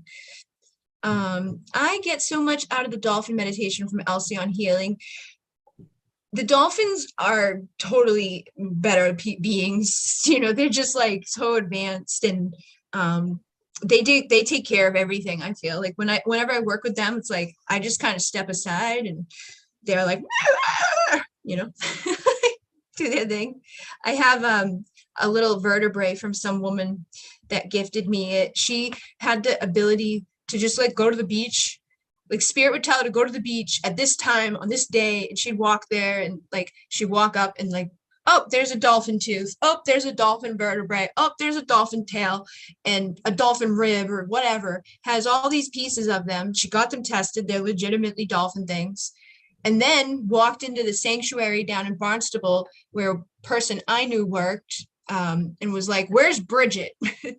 But she doesn't use social media. She doesn't have YouTube. This was before I even was on YouTube, like, you know. And the people were like, do you mean Goddess Bridget? Or what are you talking about? And my friend Sherry was like, I know a Bridget. So she brought her and I together, and she was like, they gave me these to give to you and said you would know what they are. And it's a piece of a Syrian dolphin and a piece of the land from where they were activating the land with sacred geometric patterns and light codes and all of that back in, you know, the time of Atlantis. But I cried my eyes out when I got those. I'm going to do them as NFT, high heart expanding. What crystals are best for the high heart, or best for the heart? Rose quartz is really good for the heart. There's so many, like if you pop into like Google, like what ones are good for my heart, like aventurine, green ones, pink ones are usually aligned for that. And then quartz will amplify any intention. I can't remember the name of some like off the top of my head, but like something like this is good. I like to use ocean jasper for heart chakra too. Yep. I mean, honestly, I'm gonna say like any crystal ever is good for anything anyways. Like they all have something in, like if you walk into a store and they're like, this is a throat chakra crystal, but you feel like I need to get that from my heart, listen to yourself, because you know what you need for you more than anybody else, and they all will deliver. Like you might need your heart to align to truth, and that's why you're being pulled to the throat one, but other people might need, you know, calmness and serenity, so they might get the amethyst more than, you know, something else, or somebody might need an abundance of something, so they get citrine to do that. Aventurine is good for abundance, manifesting, and heart chakra, like relationship, forgiveness. Like, and this is raw. I get a lot of raw. The raw hasn't been messed with. And then I have these like little tree ones in here. These are I can't think of the name, like moss agate or something. They're like little. I've got a moss agate heart. See, look at Gaia needs you to ground your energies. Basically any crystal can help with anything, I think. All right, let's see. Sending love to you, Buddha. Past lives are good to see your patterns. Yes, when I did a mirror scrying too many times, I literally saw so many versions of me. I saw that when I did a thing, I was looking into a glass. I saw my dad on half of me and my mom on half of me. I was like, oh my God, I feel like an old soul too, not my first rodeo. I don't understand why narcissism exists in all other dysfunctional personality traits. Why are humans so complicated? I think humans get like, you know, we just get messed up by what happens to us. And then we get messed up because of what happened to them and them and them. And it just goes down a line of like, oh, your mom beat the crap out of you? Well, your mom's going to beat the crap out of you and you, like, until someone breaks it. And a lot of us are here to break that stuff and be like, well, wait a minute, we don't have to be assholes anymore. Let's not do that. But I don't know either. That's one of the things that really bothered me. Like, yeah, I went through some shit, but I didn't turn around and be like, let me fuck your life up now because I'm suffering internally. Like, I feel empathy and want to help those people, not add to the chaos. So I don't know. Your guess is as good as mine. Buddha's turn, if you're interested in booking a reading, the sun and moon reading I'm offering might be good for like that situation of like finding that love for like the light and dark experiences of like the situation, and like narrow it down to like specific things if you'd like to. But that's kind of like what I like to offer, is like help bringing the light back into the dark. She's an expert level dealing with the narcissism. We both have a lot of, you know, experience in that realm. I heard we chose our current life. Yeah, I heard that too. I don't know how much of it is 100% chosen, or I think we chose to come, and then like I said, then we got like stuck because of karma. We're like, oh, let's have a baby, it'll be fine. Oh, let's like, you know, marry this guy and you know, that'll be all right. Oh, let me, you know, steal this thing, nobody will know. And then like 7,000 years later, we're like, why am I here?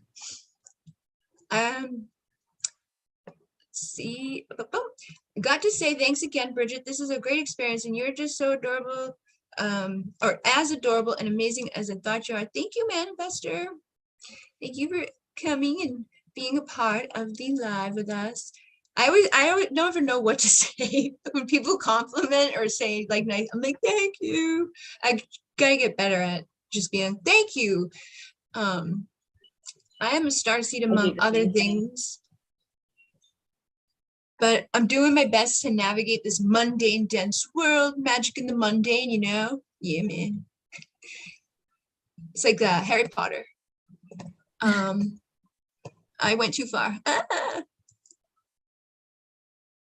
Yes, many channels, AI and not the real deal. Gotta discern and ask them to connect with you personally. I have Pleiadians guides. Yeah, there's I don't. Sometimes I think people get like mixed into like the video games or something too, and it's like it's a fake world that they're not trying to manipulate people with, but it's like it's there, you know, and it may tap into like parts of the truth, and then there's like a fine line between like what we can take for real and not. And when I was 18, I had an encounter with a huge triangle pyramid in the night sky. It was like on fire, and that stuck with me, as you would imagine, but something reminded me while with my dad. So yeah, I had a fire thing experience too. I had a friend say that was something too, that they, at one point they saw like a pyramid of like really bright stars, like a triangle in the sky one time when they were like younger, but no one ever believed them. That's so cool. What was it? A pattern of what? It was like a triangle. They just said they saw like a triangle of really bright lights, like or stars in the sky when they were a kid, but like no one believed them. And I just like, it sounded exactly what you just read. When I was little, I was in the tent with my next door neighbor, and we had the like top open on the tent. So like the screen was there. But like a section of the sky like broke up, like it just like broke. Like it was like a circle of stars was like, and then it like like left. I'm like, what the hell?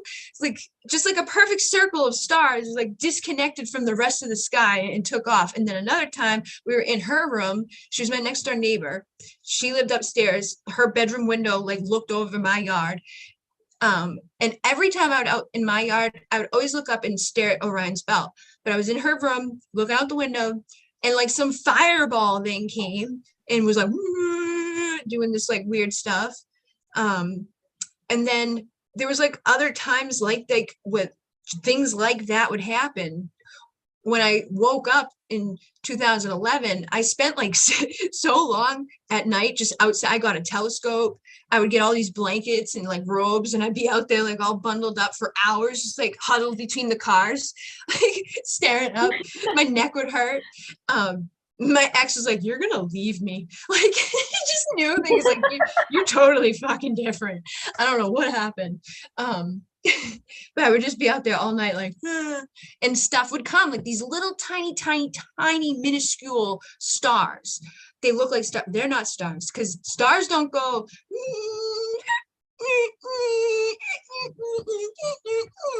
like doing all this weird crap. Like they would be like, you know, like a satellite, like I'm gonna be just going down the street, no, I'm gonna mess with you, like do all this weird stuff. And they were so small, you'd have to be out there for like a while for your eyes to adjust to even be able to catch them. And they were so far away, that's why they were so small. But then there was 3 stars that were out there every night in the same position. They never moved. Like everything else moves all night long. Like the moon starts here, it ends over here. These stars started here, they end over here. Those 3 stars, I could go look out my bedroom window no matter what time it was. They were always boom, boom, boom. I cried when we left that house because I was like, stars. Like, I don't know if they're gonna come. But we didn't move that far away. I didn't see them in the new house, but other stuff came in place. There was like a pattern that they would do. So there was a tree line, and this thing would come up from behind the trees, and then it would go over across the top of the like lake or the pond that was out there. And then it would glow. It would grow to this big, huge light, like rainbow, like whoa. The first time I was like, it's a miracle. That's what I said. I didn't know how to verbalize. And like they finally let me show people because they never let me show anything before. My mom saw it, my ex saw it, like, and he was like, I don't know, that's not a helicopter, that's not a plane, I don't know what that is. And they would do the big wah, wah, wah, then they would go back down to normal size, go down into the water, and then another one would pop up where it started, and it was like this thing just over and over. And I have video of it, but you know how you look at the moon, it's like take a big glowy star and it's like you can tell it gets bright and changes colors and shit, but like it's not like it was in person. And I don't know what that was, but it was definitely cool, and it happened all the time. And they would tell me when they were like there, like I'm like, they're here. I go outside. In Bleeding Hill UFO, someone else say it was written in a UFO encounter blog. I nearly fainted. It was validation. See, I believe that a lot of people see. They say that the people with like Rh negative blood have like the higher rated rate. Like if you were to interview everyone who's seen an UFO or reports being abducted, the majority of those people would be like Rh negative for some reason. I don't know why. That's like a statistic I heard about it. And I'm like, okay. I think they do something. Like some of them are not good. Like you don't want to be like abducted. Because the Greys will come. I heard that the Greys will come and like take people to use as like a segregate to have babies because they can't reproduce. So their race is like dwindling down to nothing. So they started making hybrids.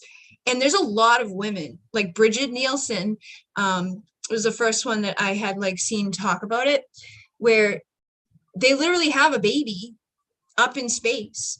And like they wipe your memory, like they bring you up and let you play with your baby, but then they wipe your memory and you don't remember it. But some of the women that have had this experience of being a segregate are recalling, I have a kid, like I made a baby, like I know there's a baby, and they're remembering little bits and pieces of it. And I had a lot of weird experiences with stuff. So it definitely made me feel like that is a possibility. And it's not always a good thing, you know, and I don't think it's necessarily a bad thing either, but like free will, like asking people, hey, can we use your freaking eggs? You know, that would be, I don't think like you're not carrying the baby around for 9 months, but they take your shit and make a baby with your stuff. So then you have like this big wide-eyed, you know, half baby. Beloved, I wrote a poem called We Are Multidimensional. Nice. I have a lot of poems. I've been writing a lot of them recently. And I've been like getting them together into a book, like I have them all together because there's so many. But you should share your poem. Yes, Ari, very connected to the Pleiadians and Arcturians. Me too, exactly the same. Manifestor Magdalene and Sananda's twin. Magdalena is Sananda's twin. Okay. Goodness, Bridget, Sarah Magdalene would have been buried in Glastonbury. Isis is different. She is my daughter incarnate as well as Osiris. Okay. Christianity comes directly from the Celtic Essa, and in the Turkish Essa is Jesus. But we are all connected, many aspects, many names. Bridget, there are pyramids here too. Really? In Glastonbury? I'm going to prove it. Yeah, show me. The feathered serpent. Yep, that's Quetzalcoatl. Mexico is my heritage and ancestral land of the vessel of man. Want to connect to more people. It's freaky how connected things are. I know. In medium session, I spoke of, he told me I was going to be living somewhere stinking hot in America and instantly felt Mexico. It could be. 10th planet Nibiru. Yes. Yeah, that Anunnaki. Somerset is Sumur, and said it all stems from here, and Britain is remnants of Atlantis. Cuneiform is this based on the take of Gilgamesh? I think you're talking about when we're talking about the tablets. I think Gilgamesh was, yeah, he talked about, Zechariah Stitchin talked about that. There's another guy too that talks about it too. He wrote The Chariots of the God, Chariot of Gods. I can't think of his name for some reason, but there's a couple of writers or men out there that have talked about it. There's another guy too, who did like Human Race, Get Off Your Knees. He has a lot of information. He talks about like the reptilians and the queen and the king, the queens, and like, you know, that whole thing with like the children and stuff. Orgone Caves and Iside Islands are the Canal Basseton of the Giants' final bastion. Cool. I was there to see if it's true. I'm also fascinated with Egypt. Me too. Egypt was one of the ones that was like for me. And the like stuff from like, you know, like the stuff like about the 7 daughters of Atlas and all of that. The Greek mythology. What do you think about Moldavite? My dearest friend wants me to have hers as she's done with it. I think it's good stuff if it's a good one. You know, sometimes people lie and say it's Moldavite, but it's not. I love it. I had been like addicted to Moldavite oil. A girl that I was like friends with used to get it for me, and it had like a spicy scent to it, but the Moldavite was in the oil. And then I have Moldavite incense, and both of those, I love those. And Moldavite, some people get really reactive to it, like they can't be around it, and some people love it. So I think it's a starseed stone for sure. I used to have a page on my website called, you know, starseed stones, and it was Moldavite, Tektite, and Labradorite. I love your mind. Thank you. Hancock. Yes. Eric von Däniken. Yes. Eric von Däniken is the Chariots of the God. Yep. Eric von Däniken is the other writer that talks about that type of stuff. And yeah, Graham Hancock, or is that his name? Something Hancock. Yeah, it's Graham Hancock. Yeah, he has stuff. And then there's that guy, Corey Good talks, but Corey Good is like, I don't like that he like is like exclusive. Like he's like, no, the 12, because I've connected with the 12 Deep Avians, and I've taken people on journeys that have connected with them. And he's like, the Avians will not connect with anyone but me. I'm like, well, we did, so I don't know, but I'm sorry. I just think that's like, I think that happens a lot with channels. Like I've seen like with when I took the new paradigm, I was all gung-ho, and it was like the beginning of my awakening, and I'm like, yeah, this is the best thing ever. But then like after I had a few years, I'm like, the whole purpose of the new paradigm is to get rid of limitations that Reiki, you know, brings in with like, you got to do the hand position for 3 minutes, and you got to do this with the bell, and like it's very robotic, and we throw all of that out with the new paradigm, and we get rid of the symbols so that we don't have to be like, oh, Chokoray, or oh, Hashofen. And his thing was like, if you put a symbol in to your vortex, you're going to align your vortex to the energy of that symbol and nothing above it. It's just that symbol. So if you get rid of the symbols, you're open to the infinite expansiveness of the universe, which I could align with all of that. But then his thing was like, if you get my teachings, you can no longer teach Reiki and the new paradigm. So it was like, here's a new limitation instead of these limitations. And there was just a couple of little things like that in there that's like, it's like ego driven. Like you want your modality to be the only modality that anybody has or learns, because Reiki teaches the basics of chakras and hand positions to begin with, because some people might not know how to do just like, where do I go? What do I do? Because he doesn't teach that with the new paradigm. So like I got my Reiki 1, and then I got my new paradigm basic master, and then I got my Reiki 2 because I had to get that. So then I could get my master teacher of the new paradigm to wipe out the things that I got from my Reiki 2. She's like, you're going to get the symbols in Reiki 2, and then we're going to do the master teacher and clear the symbols. The first point. But people know what Reiki is. People don't know what the new paradigm is. So it was like here, you know, so I got my master teacher in Reiki, basically just because people know what it is, and then cleared it out with the new paradigm. Like, this is dumb.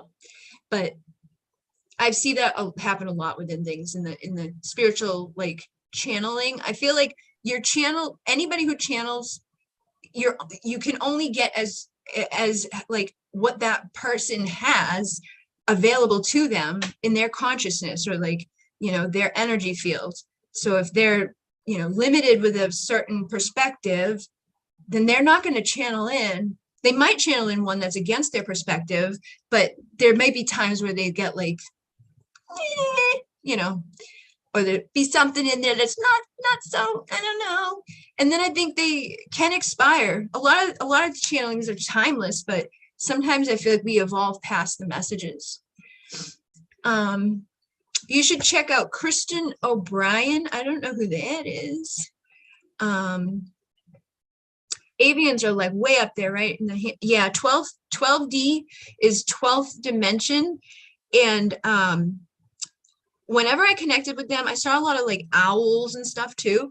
And the owls are definitely aliens on Earth. They're like, oh, like they fucking turn their whole head around. They're like, I see you. There was a video, some movie where they had aliens involved in it, and the aliens would be like, oh, they're coming, because like the owl would show up and be like, woohoo, like, they're coming. You should check out Christian O'Brien. I might have seen something of that, but I will check it out. And then, my bad, yeah, Graham Hancock did Fingerprints of the Gods, yep. Hello, in Italy, it's 1:04. What do you want to do in this life? Basically, what we were doing is, I have a membership with members in the group that I have. And so I opened up my community like tonight, so that if anybody wanted to book a session with them, they could do that, which basically is a discounted session for $10. And then I put your name down, and you can either email them your questions or submit your questions here with the super chat. And then they will send you back either, it depends on which one you book, in audio or recorded video of your reading within 72 hours of the live. Heather didn't show up, so I'm not booking for her. But Kitty, Abby, Stefania, and myself are offering readings. I have 2 sessions left. Abby has 6 spots open for doing like these like balancing of duality, which I know a lot of people struggle with on the Bridget Rao channel, like dealing with twin flames and all of that. Literally balancing duality is how you get to union. So her messages are in regards to how do you do that, and also figuring out like how to best navigate what we're dealing with right now with the Pisces energy and the transits that we have happening and all of the stuff going on astrologically in the full moon. And then Stefania is doing Akashic record readings, where in the description box, you'll see what type of questions you could ask. You can ask 5 questions. It could be from your twin flame, or it could be from your guides. Like, what do I need to know in regards to this? Blah, blah, blah. And then me, I just do tarot readings. Like, it can be twin flame, it could be starseed origin, or it could be wealth, health, whatever. Whatever people want to know about. It's a 5-question, 20-minute reading. And doing it like they're donating their time to the community, and I'm donating access to the community to these practitioners so that they can practice and grow and learn, you know, or share their sessions and things like that, and get their name out there in front of all the members of the Bridget Rao channel. I'm probably going to do one on the Divine Essentials channel too, because that one I've been more active with, and I feel like that would be like a good thing to do, like mix it up. And then I have other girls that were supposed to come that offer different things. Like I have one that does hypnosis, and then I'm not sure what the others were planning on offering, but you know, it'll be different each time. We're planning to do this once a month. So you get your discounted session is $10. You get either, you know, 15 to 20-minute session, depending on who you book with.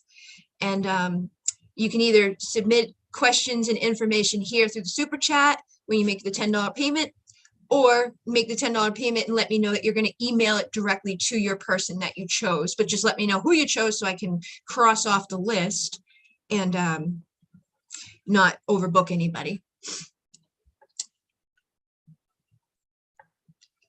Is Heather still available for readings? I'm at work, so I'll ask for a reading after leaving the workplace. Yeah, Heather was supposed to come live, and she wanted to do it like during the live time that we set up. So she wasn't going to be available after the first 2 hours. So I don't want to book. She didn't even show up. So I don't want to book something on there if she's not she said she's not available because she's got to work at her other job tomorrow. Then she's got like Easter stuff. So she'll probably be at one of these ones in the future if you want to do that, or you know, I can ask her like afterwards, but I just don't want to like take it down and then have like an issue with it. I only put her information in because I thought she was she said she was definitely coming. Have you heard of End All Beal? No, I haven't. I've been seeing owls. Well, symbols, love them very much. Also, did you know Mexico owls are witches? No, I did not know that. Baby owls look like the aliens we all know what to look like. Yep. It is normal if in a Reiki session people feel the things I visualize. Like if I imagine a dark energy, they can't breathe, but if I imagine light, they feel good and not in their body. Yeah, well, I think you can influence stuff for sure. If you have, you know, if you're working with someone's energy and you may not even, you may be like feeling like, you know, the one that's doing it per se, like I'm visualizing this like intentionally, but you might be guided to visualize that because that's what's there. You know, like it may be like a weird thing like that where it's like, oh, I'm gonna do this dark thing, but then the reason why you're doing it is because it exists on some level. But I also think, yeah, if you really wanted to like mess with people, you probably could be like, you can't breathe. But I wouldn't recommend that for sure. But yeah, it definitely will impact those who are sensitive to energy. That's why like when people, that's why, you know, having protection up is good, because there could be people out there that are daggering you, that hate you, that don't like you, that are sending all of this like, you know, energy at you. And if you don't, you know, have good protection up, or if you don't realize it, it can really mess with you and your well-being. It's okay, I'll book a reading. Okay, thank you, Melissa. Melissa, I think you're the one that I have one on the books right now for an automatic thing, right? Have you got any boys in your team, Bridget? We don't have any boys in the team. It was like, it's like a divine feminine type of thing that I started, and I don't even know why. Like it wasn't like to segregate or be like, you know, not inclusive, but it's just kind of like what I'm used to too, because for so long it's just been lots of women all the time. But I'm pretty tapped into masculine energies, if that helps. yeah, we have a lot of man in us. We need it. I probably do something that's like I don't know, I can make something. And you're really like, the membership I have now is literally just like, we go live the first, actually, I guess on the readings, anybody could come to that, because it's not like you have to be a woman to be in there. So I have drop-in calls on the first Tuesday of the month, which people can come just for that, which is $8.88. And that's for the readings. Then the second Tuesday, which I have to post, I was like all consumed with this thing yesterday. I didn't get to post one. They get an activation specifically for them, but I do post those on Vimeo so people can purchase those for $11.11 if they're not part of the membership. And then on the third Tuesday and the fourth Tuesday, those are like live calls where sometimes I do a meditation, sometimes I do a ritual, sometimes it's just like chit chat, sometimes it's you know, whatever comes up in that moment. Sometimes there's a girl that's really struggling, or sometimes we just kind of like act goofy and weird.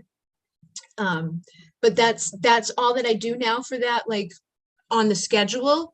And then outside of the membership, there's a lot of events that I do, like the goddess activations are available for anybody. The star rites are available for anybody. The womb rites coming up, that's good for anybody. Oh, I got a Q&A coming up with the Pleiadians. There's only 7 spots available for that. May 15th, it's the beginning of the Pleiadian lineup. If you want to be there for that, I'm going to do trance channeling and go into trance and do Q&A with Zoom on. So whoever's in the Zoom room with me will get to ask a question to the emissaries of light. And I'm going to start adding more of those. and probably do some, maybe I'll do some live on the channel, but I am planning, now that I've cut some of the stuff back on my membership, to get more onto my channels and get more onto like the public domains and things, because I was just so consumed doing stuff nonstop with the other stuff that I hadn't really been posting. I kind of like couldn't do my Alcyon light healing videos. It just kind of took over. So we're in the transition back to balance. And okay, thank you, Melissa, for booking. And I will, I was planning on, working on the other ones either tonight or tomorrow anyway. So if I get your questions tonight, I may just do them both at the same time. And then we have automatic writing. I'm the divine, you're the divine feminine. Absolutely. All right, well, I guess I could, he's a divine feminine. I mean, it doesn't, I feel like the energies, it helps whoever needs them. Like, cause like I said, I was more masculine energies. And then like the reason I signed up for this was because I needed to learn how to like access emotion and intuition, Me. let go. I'm like, we're doing good. We're learning on our own a little bit at a time. No, I don't think it would be weird if people joined no matter like what gender, sex, or. I don't have a problem with it. I just don't know if like anybody else would, but I never said to anybody, this is exclusively for women, but I feel like just because of how it's been, I should probably ask at least like, hey, does anybody mind if there's a dude? Because in the beginning, there was a dude. Patrick had signed up in the very beginning, but the only reason he signed up was so that he could do Moon Key. I don't know. I think like Kitty was friends with that and then like said something. And so I think he was confused as to like, like what all entailed. And I think he kind of just like signed up, did the Moon Key, and then was like, okay, that's kind of that's what happened anyways. So I don't know. But I will open it up to men, and I guess I'll just give me like, let me double check to make sure that everybody's like not gonna be weird about it. And if they're weird about it, I'll figure out something for it. But I've never said only women, I don't think. There was a group, that's the thing that was weird. There was one group that was for divine feminine, like Divine Feminine Union, I think was the name of the group. So if anything, that was specifically, I should have done a divine feminine and divine masculine if I was going to do you know what I mean? To balance it out, keep it equal between the two. But I don't know. I don't think anybody would have a problem with it. I'm not gay, but I definitely have a strong feminine side. You know what though? Honestly, like most of the men who come to my stuff that I find like in my, comments and stuff, they usually are the feminine, or they resonate with the feminine stuff more than the masculine stuff, or they're in that role of like, my person's running from me, or like they just fit into that dynamic on that side, and that's how they find me. But I have a lot of men out there actually that comment and say things and follow, and I'm not predominant. Like that's the thing that got confusing too, is like I used to just be like Starseed with a little bit of Twin Flame, and then Twin Flame like took the center stage and like blew up and was crazy, and then it became like Twin Flame with a little bit of Starseed. But I'm trying to get back to like Starseed, being my main thing. I keep getting guidance about like, you got to get back to like your roots. You got to get back to like what you set out to do. Because I got my own like journey thing, like, sucked me in and distracted me from what I should be doing and focusing on and healing and all of that. But it's a part of the journey. So like they've always been, lingering around the outskirts of things, but then it was like, here, you could take the center stage for a few years. But now we got to be like, all right, get back on the outside and let the real stuff go. I don't know if I can call myself a Reiki healer because after 5 minutes, people start to feel the energy really strong on a physical level. Maybe it's Secum. Anyway, thank you for your knowledge. You're welcome. I feel like a lot of us have an innate ability to heal regardless of like Reiki, regardless of like a modality. And I felt that way. I felt very limited with Reiki when I took the Reiki 1 because my teacher was like, you can't send long distance until you're a Reiki 2. And I was like, I already did.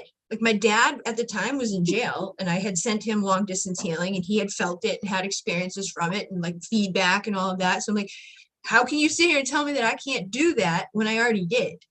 And then like Mune Ki, the first rite from the Mune Ki activates your ability to heal in your hands. So some people who took the Mune Ki, they are healing, they are healers, but they're not attuned to Reiki. So they don't have all the like programming surrounding Reiki and all of that. And a lot of things like there's some teachings out there that say, you know, Dr. Usui was the one that was like in the cave fasting and doing his little thing there for a few days when he received the symbols for the Reiki Usui tradition. Then Mrs. Takada, like, you know, carried it on. But back then they didn't have like a manual and a book and like, this is what the symbol looks like. And this is what this is. It was basically just passed person to person. So like, if that's why there's all these versions of the Hansho Seisho Nen and all these versions of like Chokurei, because everybody like fucked it up a little bit over. It's like if you do telephone, by the time it gets to that last person, the message that started is not the same. So they kind of got messed up over the years, but also the purpose of what Reiki was supposed to be got distorted and control systems got put around it. And, you know, limiting beliefs came to play within, and control of like, or money became like some people were charging like thousands of dollars to make people a Reiki practitioner. And it's just, everything gets messed up when humans do the human thing that we do and get our egos involved and, you know, do stuff that we shouldn't be doing. But I think we're all getting to a point now where it's like, we're realizing that you don't need that shit. Like some of the stuff that I do that's like the most sought out or the most desirable offering that I have is like stuff that I just taught myself. I didn't take a class, I got no certificate.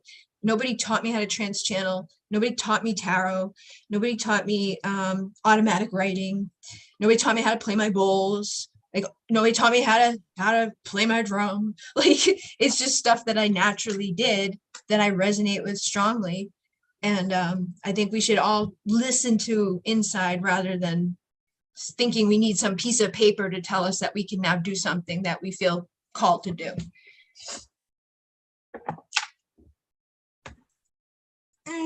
So it's been a couple hours now. And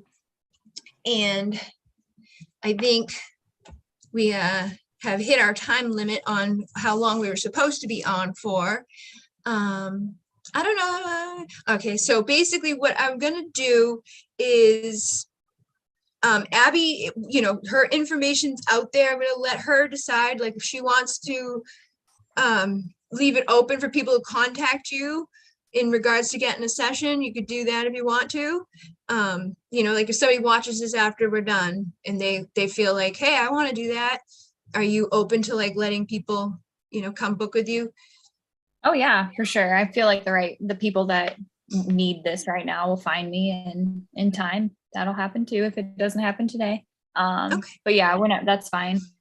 Or if like people want to like get to know me a little bit more, they can go to Instagram. There's a bunch of readings on there and stuff already. So and YouTube. Yep. And she's in my membership. She's another me. She's like she's my mini me or my second me or my starseed me. I don't know what we call it. But I think because I was supposed to do another one of these tonight with a second group of women that I never got, like they never gave me their info, like it just didn't get put together. I'll probably offer another one of these soon on the other channel, the Divine Essentials channel. So if you haven't already subscribed over there, but you know you're going to want to come to one of these events. Do a Starseed theme tonight. Yeah, it'll be like that channel is more of the Starseed peeps. It's more it's just a different vibe, you know. There's two different vibes. I've got the Starseed vibe, and then I got like it's not a lot of the people here tonight are definitely Starseed vibe, and so they were definitely pulled here for sure. But I feel like the both channels just kind of have their own thing with them. And I've honestly I like abandoned the Bridget Rao channel. Like occasionally throw a poem on there. But I am planning on getting back to updating on a regular basis and doing readings for the collective with extended offers that are 18 plus, because I have all my 18 plus decks that I can't use anymore because YouTube like took down all my big long, 100,000 view videos, and or I had to take them down or I couldn't be monetized anymore. So I took all those down and deleted them. And then I kind of was like, screw you guys. And I went to Instagram where I could use those decks and do my 18 plus stuff. Then Facebook took over Instagram and was like, you can't do that. So I had to take all those down there. So now I'm like, what the hell? But I have Vimeo where I can post on there, and it's like behind a thing where nobody can be like bitchy about it. So I'm going to do those and other offers on there. But the only reason I haven't gotten one up yet is because the first one I tried to do was just a shitty vibe. Like the messages that came through are not good. And I didn't want that to be the first one back. And then this week I've been, figuring this out, how I was going to do this and all of that. And just switching over the membership and getting things settled. So things will be coming out on a more regular basis. Alcyon Light Healing is also happening this month. We're moved on to level 6. So there's only one more level after that. This month's like teaching you tarot, teaching you oracle cards. There's a couple activations. Those are the only paid parts of Alcyon Light Healing. The rest of it's free. All the teachings are free. All the meditations are free. And then if you're part of the membership, you get free codes to watch some of the activations depending upon what level it is.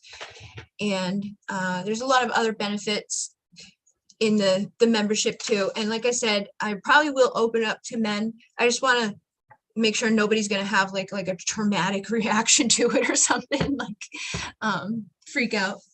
But yeah, thank you guys for coming. And do you believe in Kundalini? It is possible to awaken it with healing energy. I do believe in Kundalini energy. I think I had a awakening experience at one point, and one of the most like memorable, awesome experiences I've ever had was when I did Kundalini yoga. That was like life-changing. Like I read one of my memories recently where I did that, and I was just like a totally different vibe. I was so happy and like, oh my God. And it was just like, I was like riding the energy very high. When I read the comment, I'm like, wow, I was very happy with that. So I do believe it's very potent, powerful. You can awaken it. But it's something that some people, say be careful, because it can mess with your brain or make people go crazy. Or if you're not responsible with it, it can be too much energy. So I would maybe, look into it a little bit, maybe do a meditation around it. And yeah, definitely believe it's there. I've felt some Kundalini vibes, and I was like, whoa. Have you had Kundalini energy from anything, Abby? Oh yeah. Shortly after my awakening, I found like some meditations, and pretty much after that, it was like serpents everywhere. Yeah, we were talking about Quetzalcoatl. He's tied to it, so you could also just like look up some of that stuff, like the winged serpent or the serpent energy and the divine feminine connection, because that's tied to it. But there's a lot of symbolism in everything that is usually tied to that. And then pie stones are a representation of the spine would be the center. And then this is like, the Kundalini energy wrapped around the spine 3.14 times, which is pi. So this is a pi stone. But when it's awakened, your Kundalini energy goes like a spiral figure 8 around all of your chakras, and then spirals back down the other way. And it makes you hot. I usually got hot from that. This is a better size of the pie stone, but there's a lot of things that will have that information tied to it. and you'll probably be surprised. Ouroboros is the serpent eating its own tail, ties into all of that stuff. But yeah, thank you guys so much for joining us. And if you want to reach out to Abby, you can do so. And I will post on the community board, and I'll be back with videos and all of that. Thank you. I don't even know how to get off. I'm like, oh, Hopefully it doesn't take as long as it did to get on. you know. I guess I'll just end here. Okay, thank you. Bye. Yeah, bye.